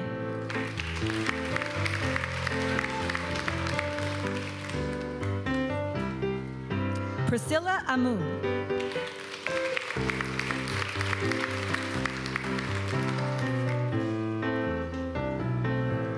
Anshika, honors.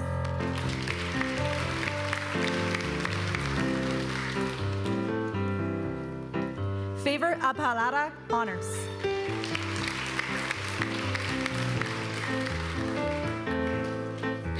Isaura Araujo, honors.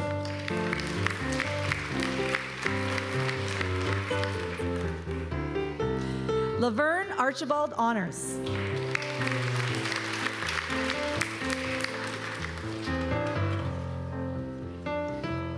Muskan Aurora.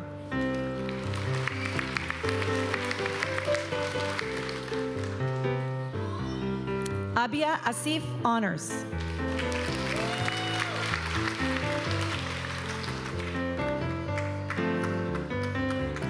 Tolulope Awagbemi, honors.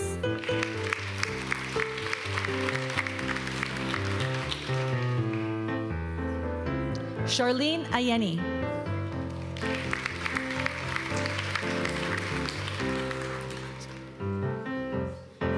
Atul.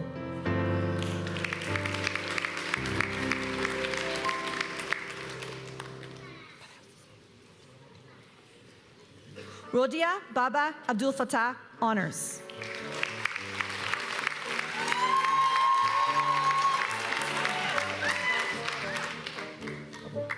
Samarjit Singh Bains.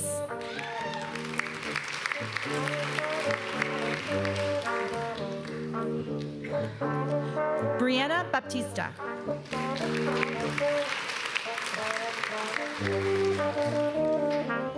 Stephanie Beatles.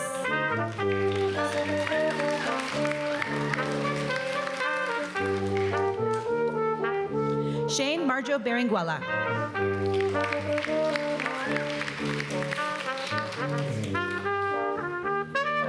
Bhagavati Bandari.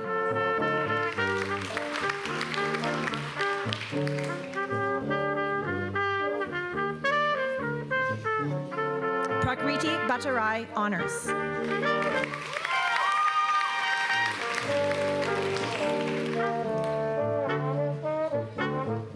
Mengena Bebe.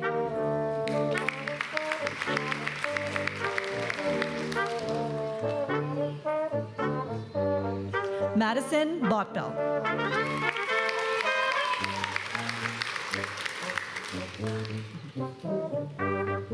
Christine Bird.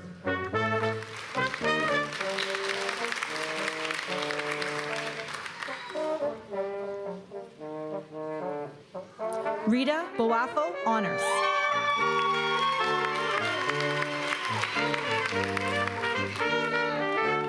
Navjot Boparai, honors.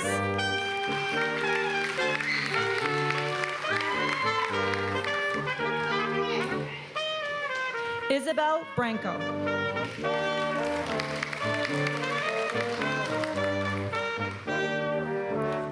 Gurpreet Kaur Brar.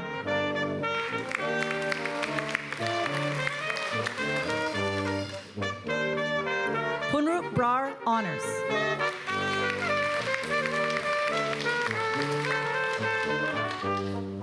Sharanpreet Singh Brar, honors.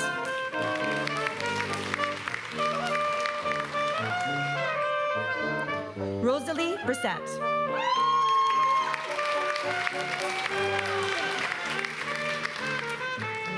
Melissa Brillard, honors.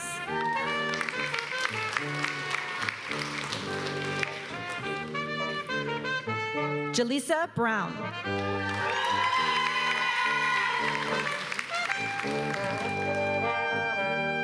Tui Yen Bui.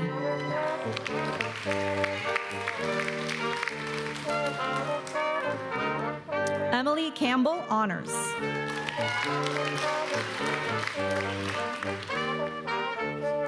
Glaucia Carbonate.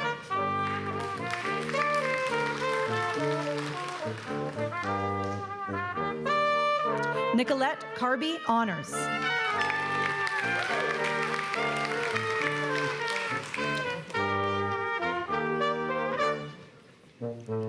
Rivoli Carvalho.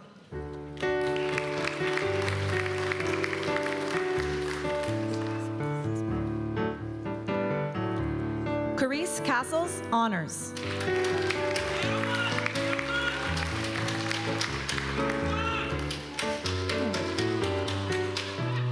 Talia Catarini, honors.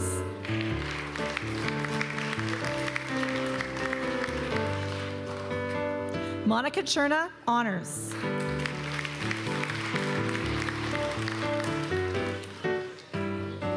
Chandan Chandan.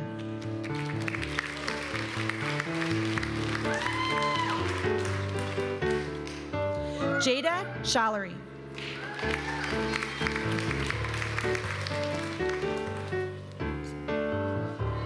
Masoma Charles.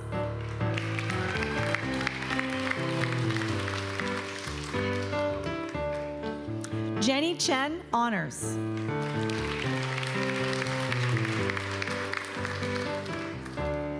Sarah Chirilenko.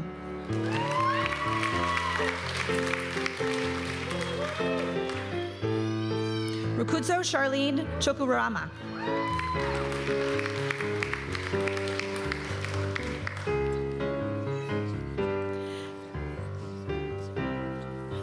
Tendai Regina Chonieta, honors.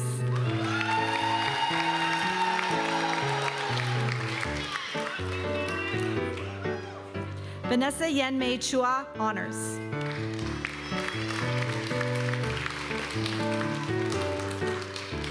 Valentine Chukwuanu.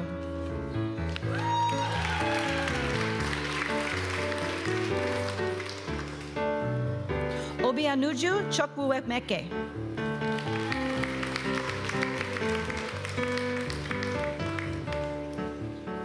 Mallory Claiborne.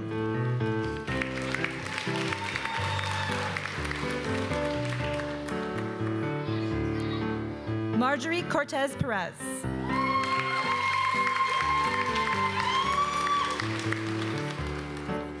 Julia Cowan, honors.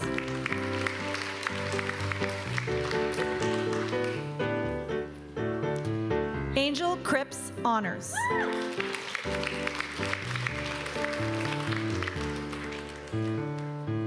Heavenly Croxon.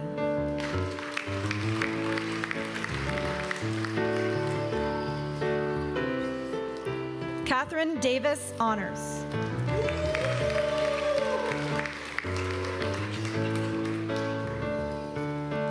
Simone Dawkins.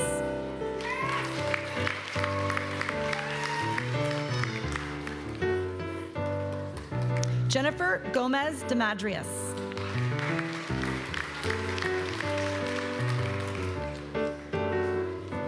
Ashley Demers, honors.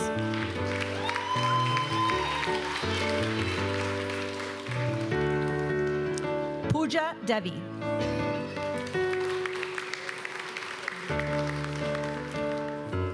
Harpreet Kaur Dalival.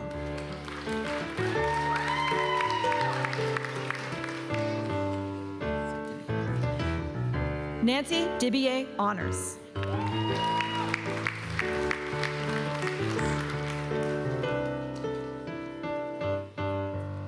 Deanna Dillon.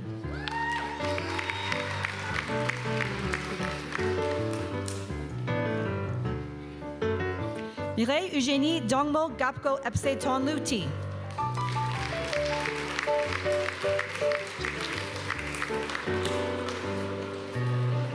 Janie Doorway, honors.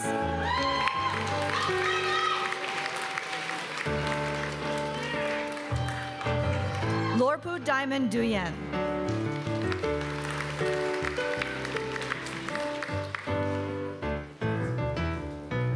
Rute Ebhonu.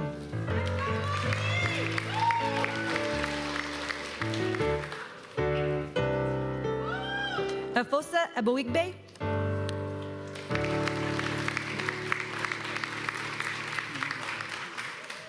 Kara Egan.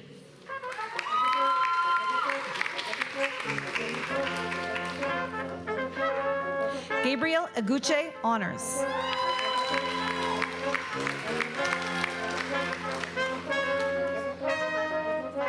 Jasmine Elliott.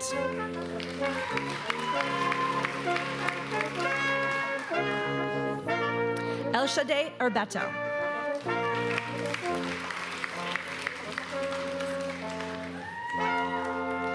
Whitney Eves, honors.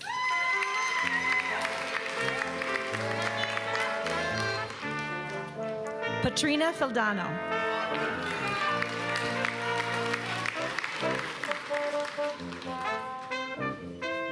Danielle Fifield, honors.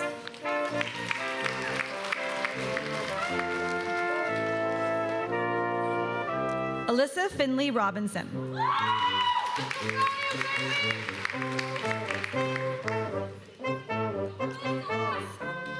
Mildred Fombon, honors.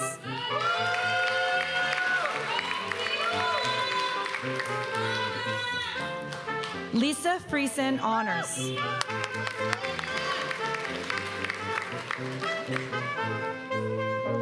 Kieran Gockel, honors.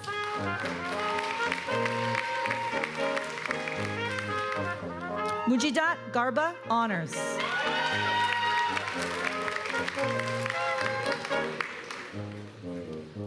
Gayatri, honors.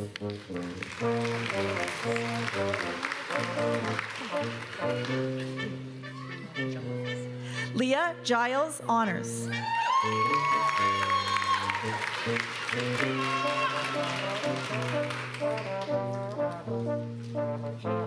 Taylor Gillian, honors.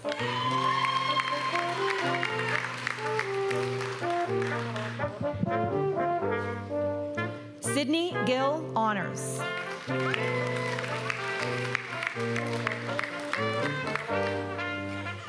Edna Gomez Barzaga, honors.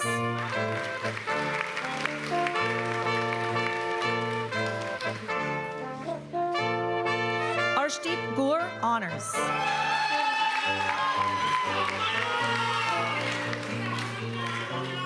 Muskan Goyal.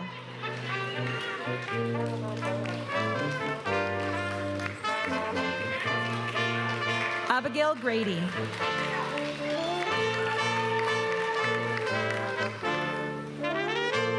Ava Groger.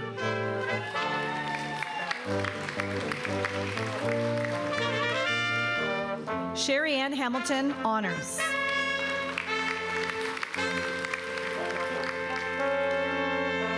Samantha Harridan.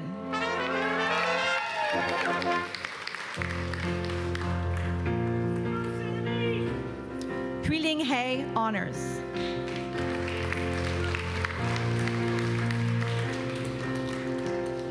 Himanshi.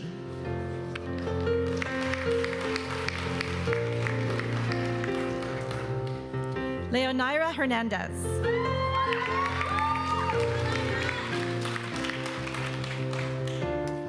Brianne Hogan Asante, honors.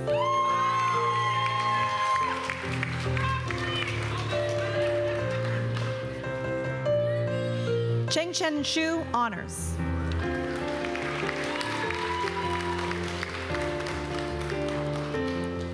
Nasha Huni, honors.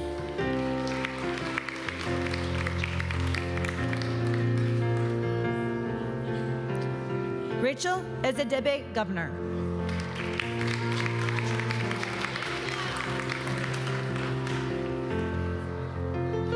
Oluwakemi Fayoyen, honors.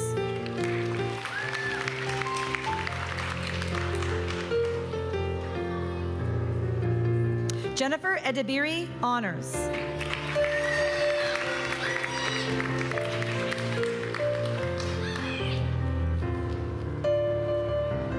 Onaiwu Vanessa Iduozi, honors.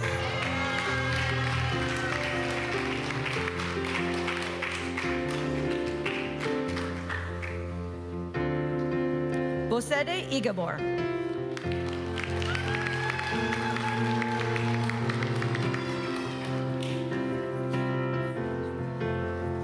Giovanni Ilaga.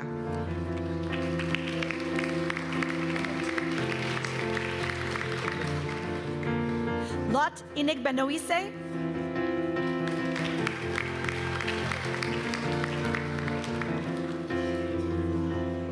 Emma Ippolito.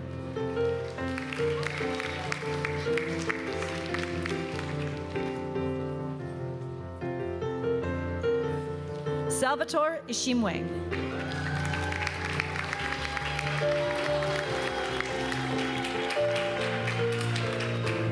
Anissa Islami.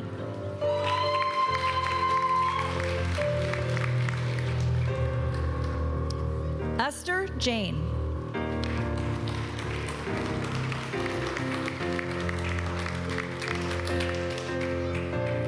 Natalie Jameson.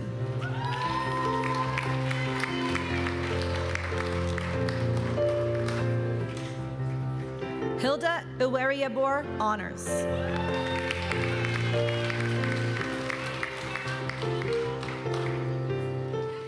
Hamda Jama.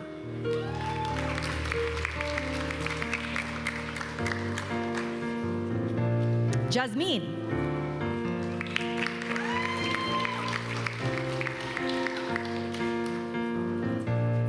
Shagidi John, honors.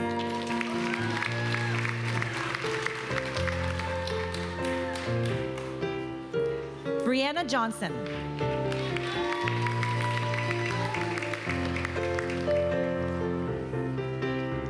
Sarah Kamara.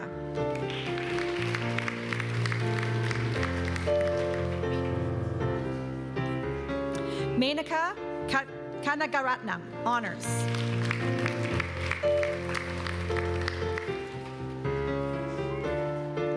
Nina Kandik, honors.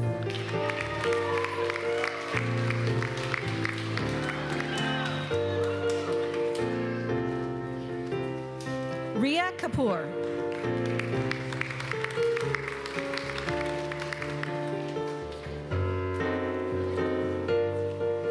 Omowumi Kasim, honors.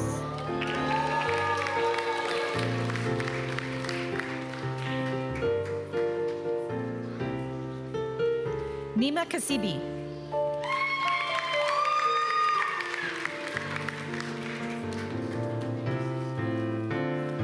Bhumika Katual, honors.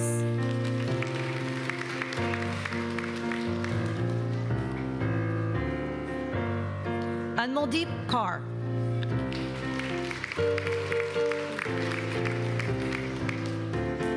Kulvinder Kaur, honors.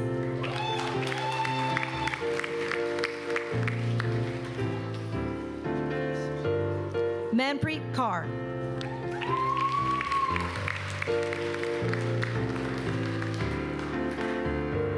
Manat Kaur.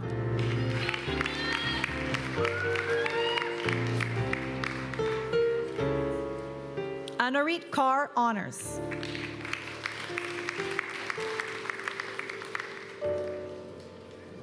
Parampreet Kaur Honors.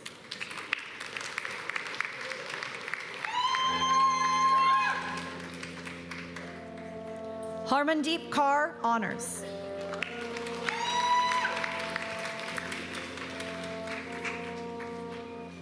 Navdeep Kaur Honors.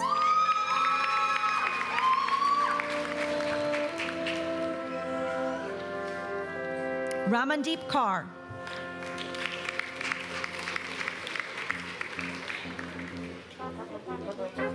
Samanpreet Kaur Honors.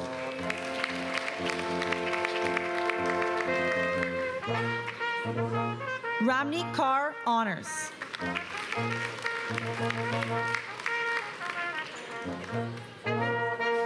Simranpreet Kaur Honors.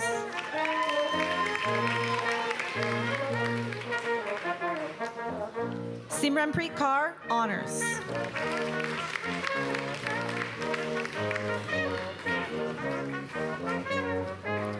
Maureen Kashinro.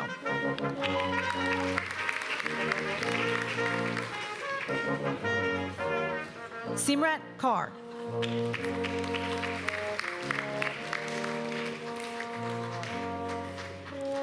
Nazreen Khalid Honors.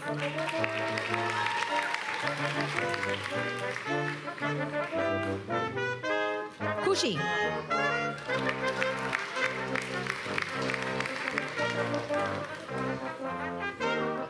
Anna Kuriakos.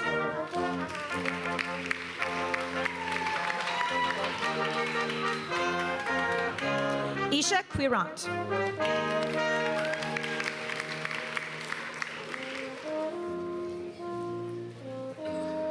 Ashley Lang Nee Price.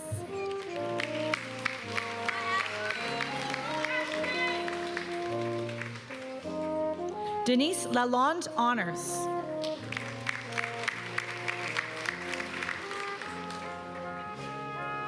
Rhonda Larian.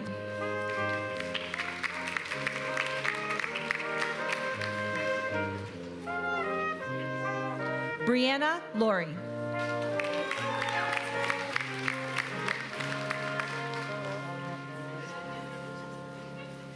Maya Levitas.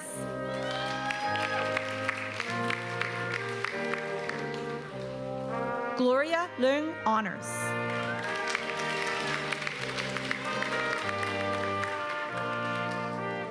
Kent Yandino Honors.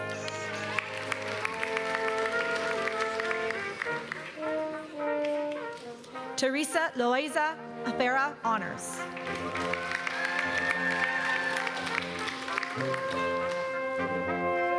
Clarissa Jade Lopez.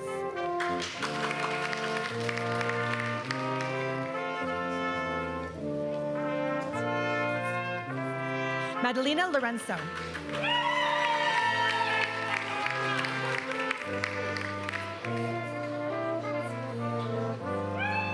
Brandon Lowe's.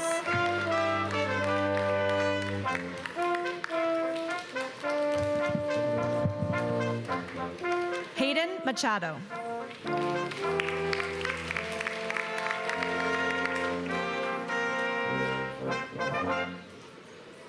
Haley McKinnon.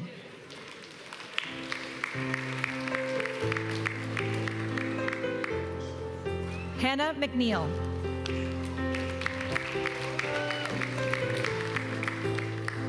Sanya Madan.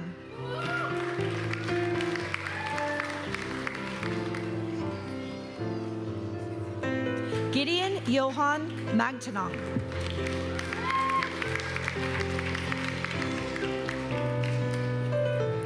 Tessa James Maliakal.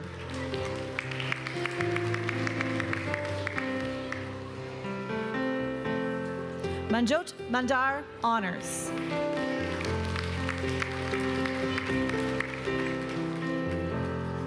Elisa Nicole Mamoag Honors.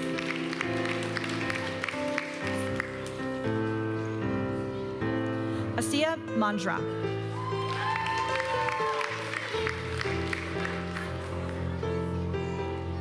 Antonia Masamba.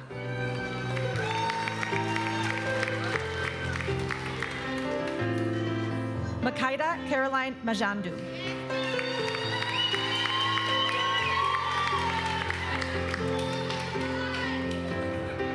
Timothy Mbueo, honors.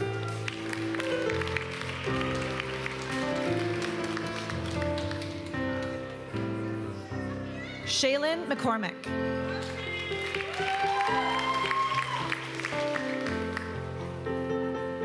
Miranda McGee, honors.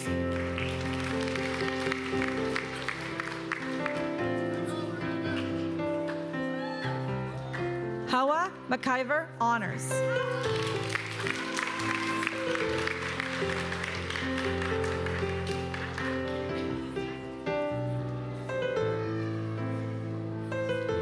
Avery McKenney.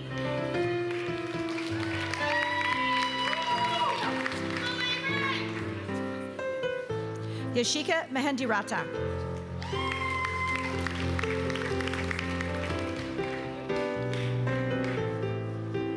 Karina Melendez de Batle, honors.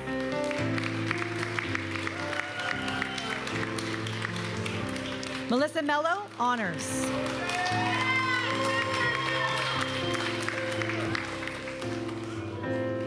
Holly Mathot.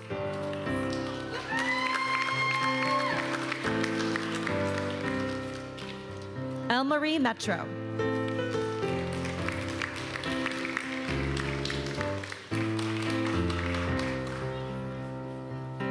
Joel Michael, honors.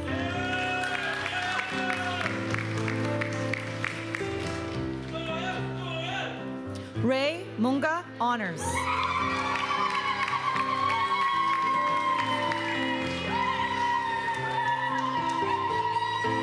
Piyusha Modi.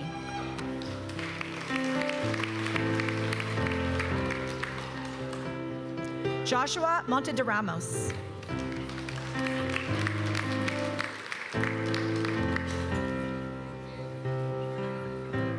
Anna Montes.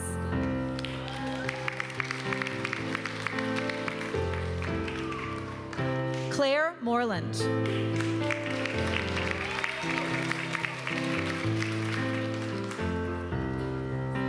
Tadiwanashe Motsi.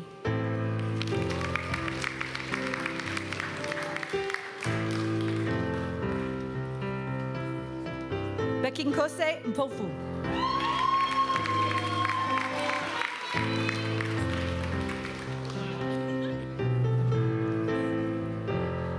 Edmore Mukubvu, honors.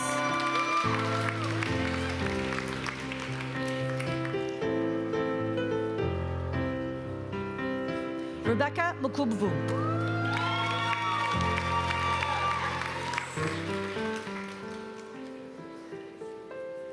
Clara Mupa, honors.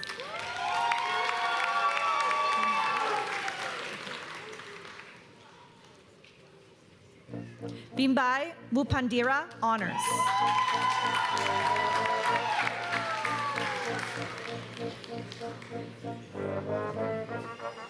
Miriam Mustafa.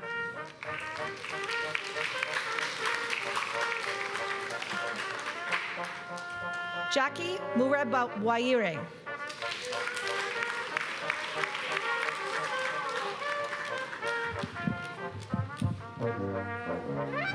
Precious Lovu.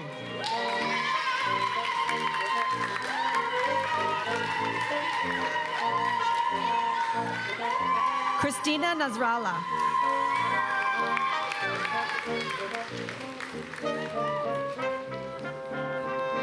Blessing Nebeife.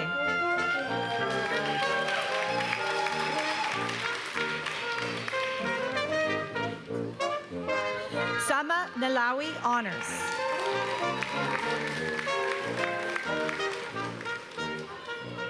Heidi Nelson.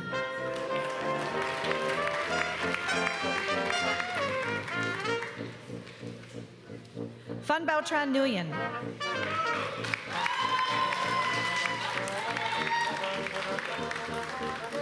Taylor Nguyen.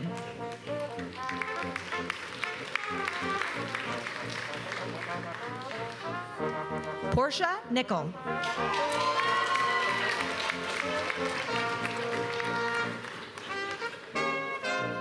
Jefta Moore, honors.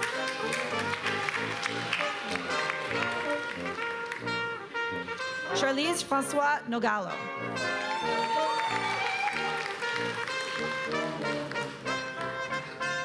Chelsea Norris.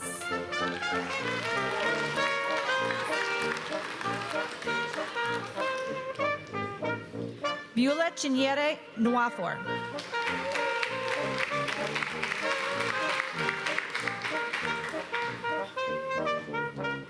Chidera Confidence Nuayu, honors.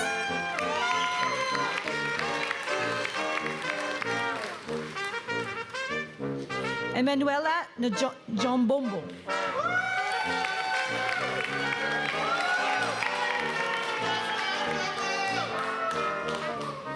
Chika Nazianya, honors.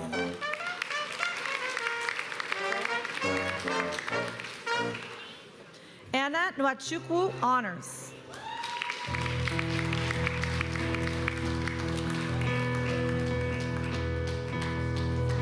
Vivian Waikinan.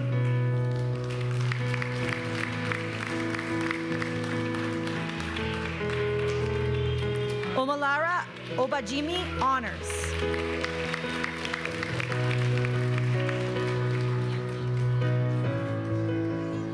Sonia Opara, honors.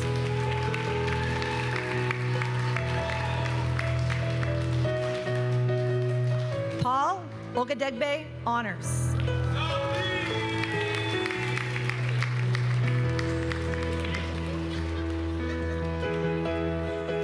Amanele Ogudo, honors.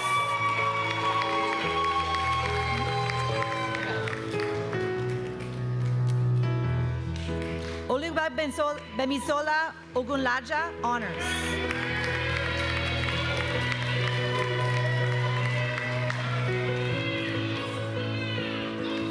Efosa Omoragbon, honors.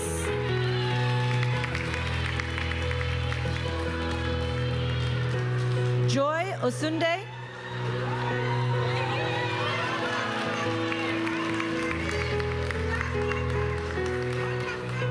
Ami Patel, honors.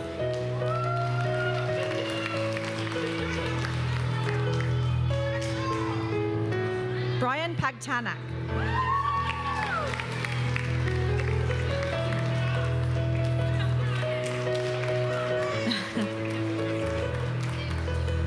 Sungjin Pak.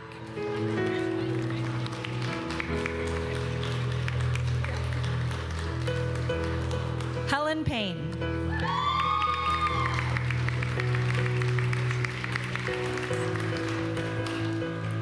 Prashant Patke, honors.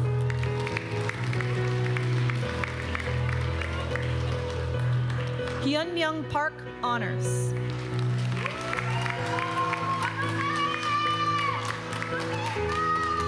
Amber Parker.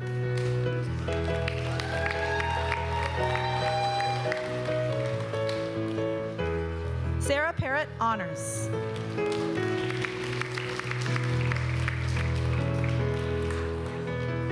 Jeremiah Passion, honors.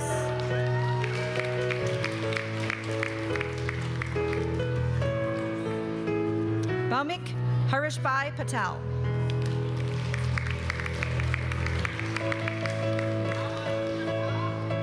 Nia Patel.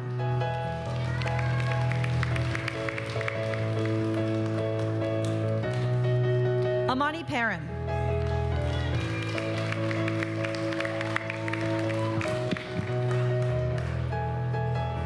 Emily Patrick.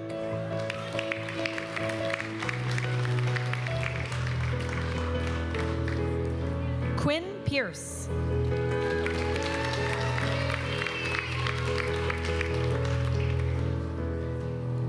Kwang Song Pham.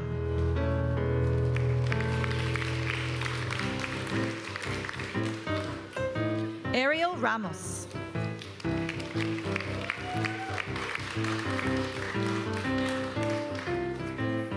Brian Ramos, honors.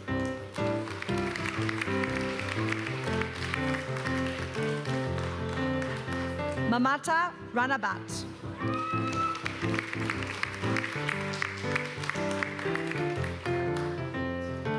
Anjali Kumari Jaydeep Singh Rana, honors.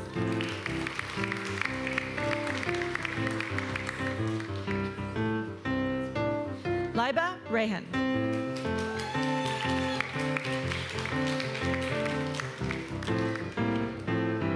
Sheena Robbins, honors.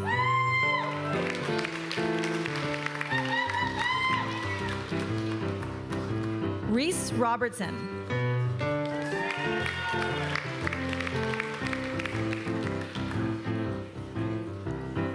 John Fleming Rodriguez.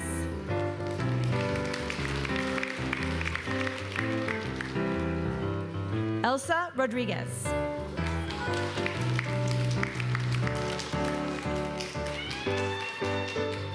Kaylor Rosos.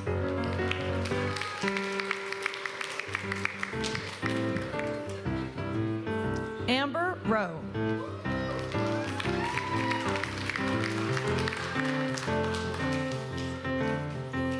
Abigail Roy.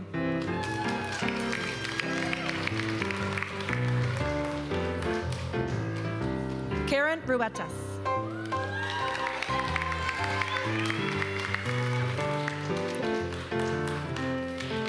Susana Saavedra Rojas.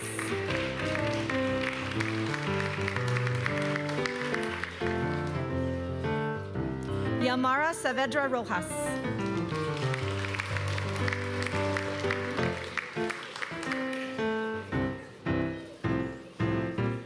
Homaira Safi.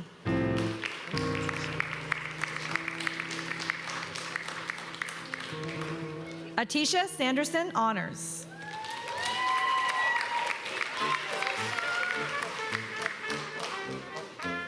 Harnoor Sandhu.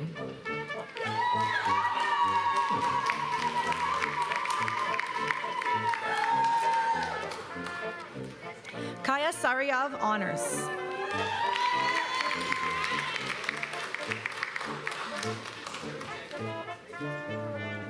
Linnea Scott, honors.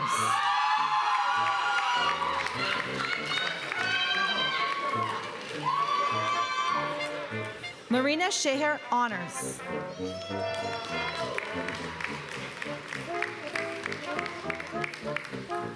Nobleza Sensano, honors.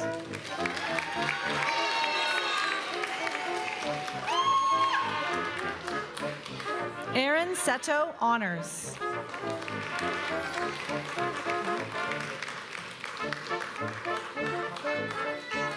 Isabella Sheehan, honors.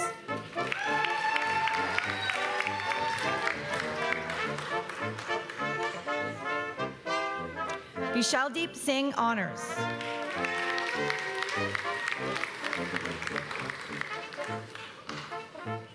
Sukhmeet Singh.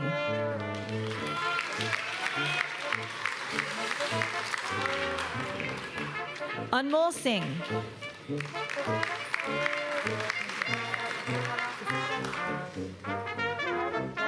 Medina Sisek.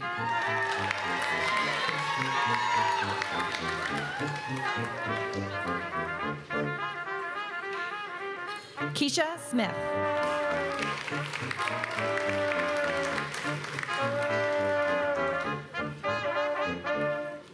Archie Solatorio.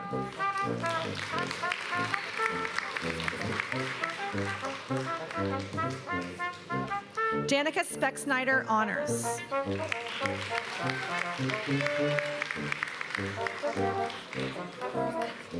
Hansa Standen, honors.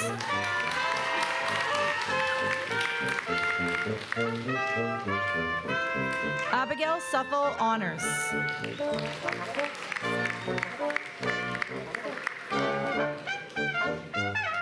Amy Swain.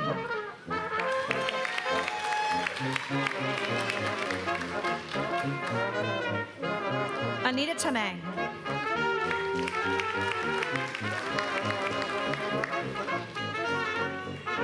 Jaya Helene Tomeo, honors.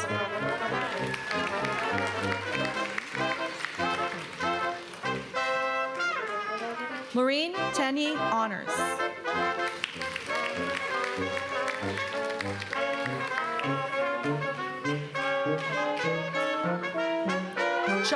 Taylor.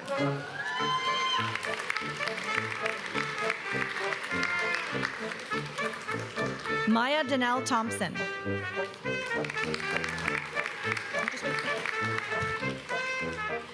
Claudette Tolentino.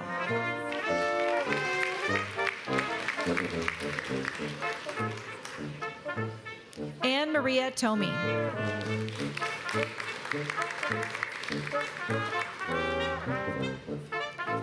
T. Kim Nong Tran.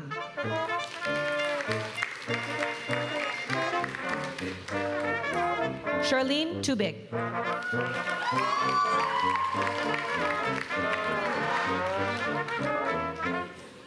Twinkle.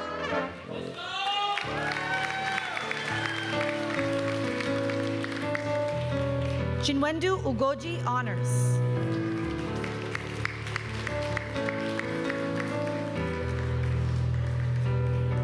Clive Ann Ungui.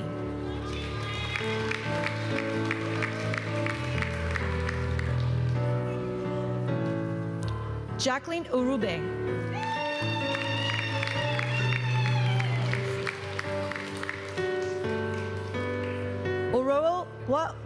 Orowo Linda Uwuseba.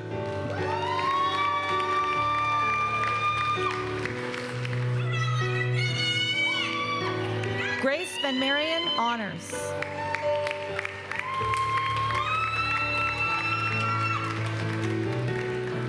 Vanshika Honors.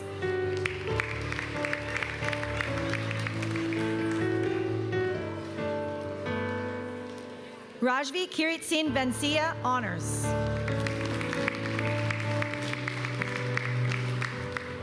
Varun Honors.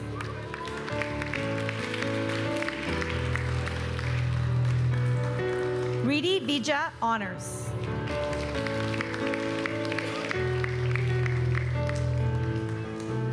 Garvey Vig.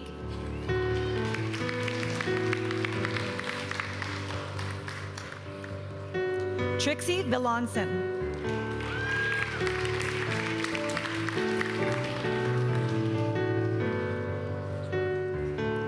Morale Joy Vinluan Honors.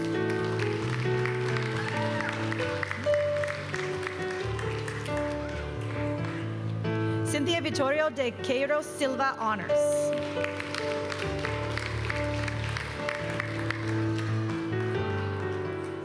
Barbara Vukomba Honors.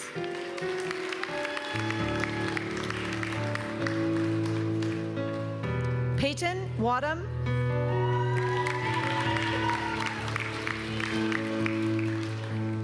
Stephanie Yale Honors.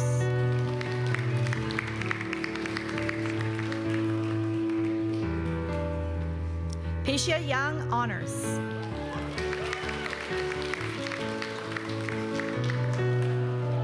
Rosie Zacharias Honors.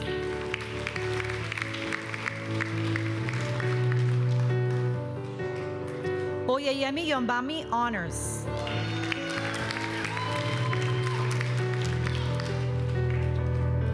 Alina Shaji.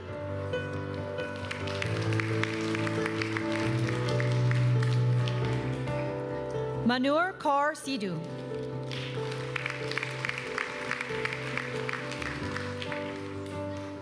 Ramandeep Singh Honors.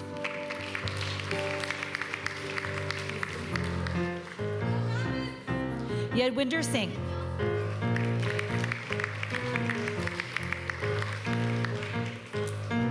Gagandeep Verma Honors.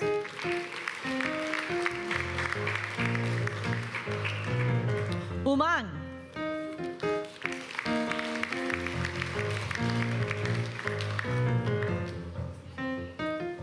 Gift Oko Obo.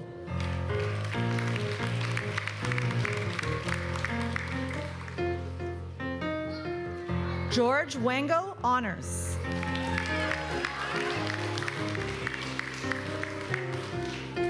Renz Joseph Abon.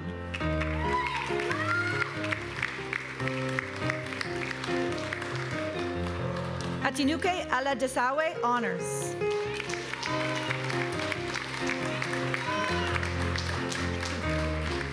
Ruth Badejo.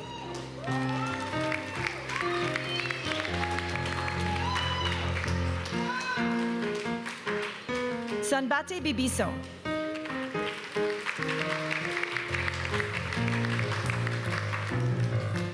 Manpreet Kaur Burke.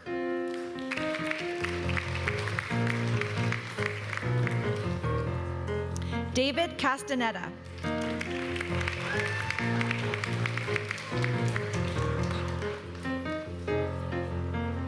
Diksha.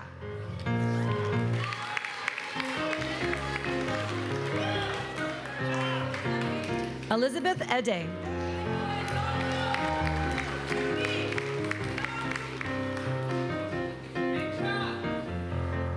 Ifi Eke Honors.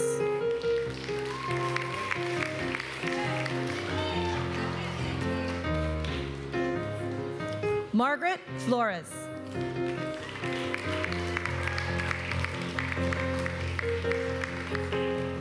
Zainab Hassan.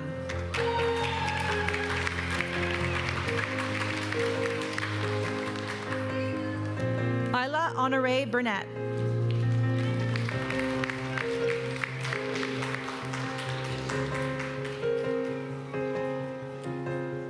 Deanna John.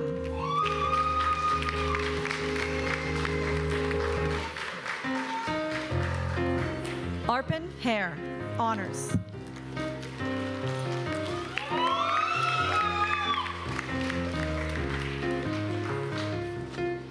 Amanat Kaur, honors.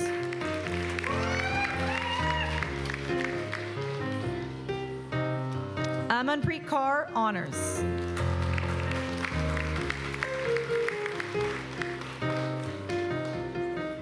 Sumit Kaur, honors.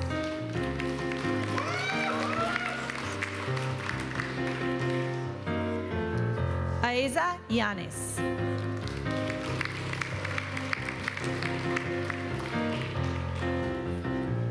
Budi Mangar.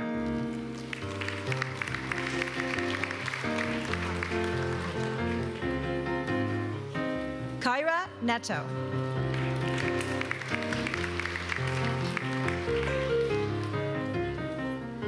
Monica Omorogieva.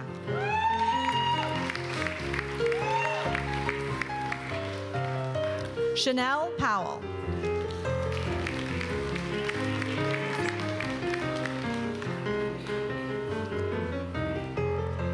Marceline Prophet.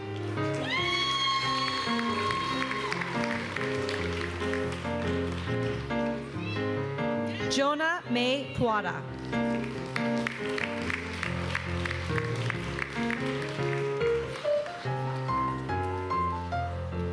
Jadine Reed. Honors.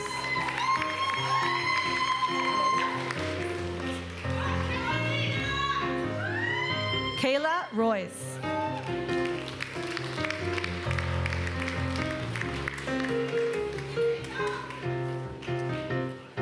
Harleen Sandhu, honors.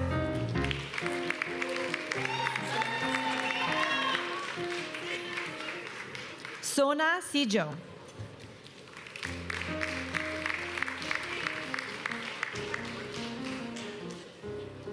The last graduate this afternoon is Kalisha Wellington.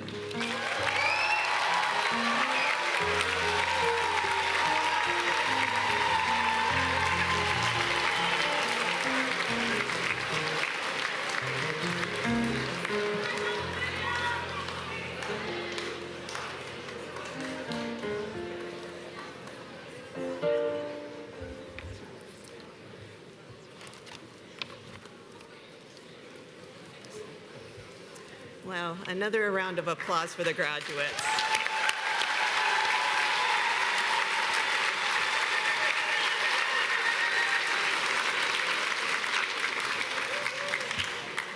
As a member of the Board of Governors of Mohawk College of Applied Arts and Technology, and on behalf of the entire board, I have the honor of admitting today's graduates to Mohawk College's alumni community.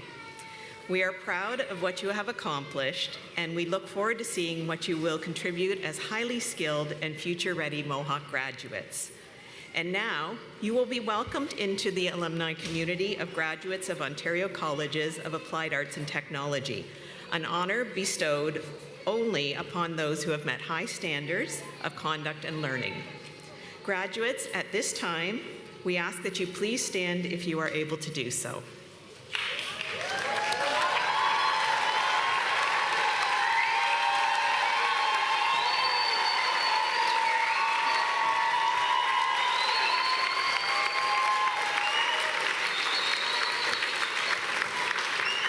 In the name of Mohawk College,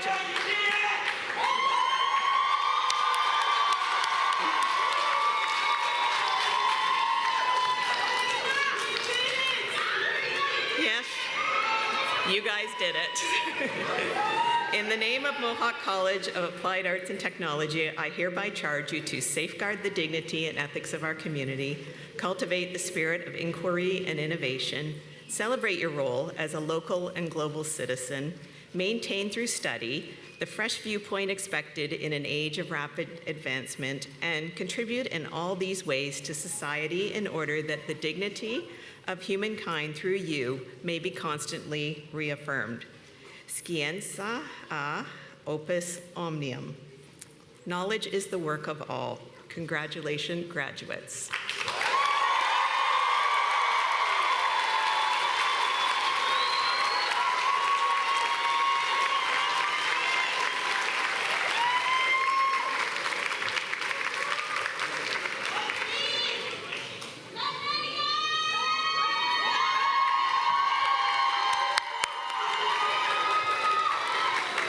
Congratulations, graduates. You may be seated. I want to take this opportunity to thank the musicians for providing today's music.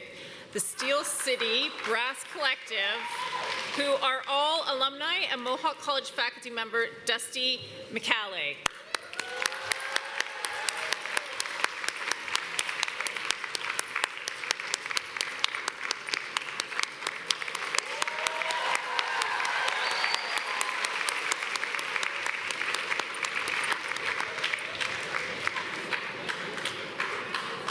We also want to thank the voice behind the curtain who introduced each graduate today, Vice President of Students and International, Katie Burrows.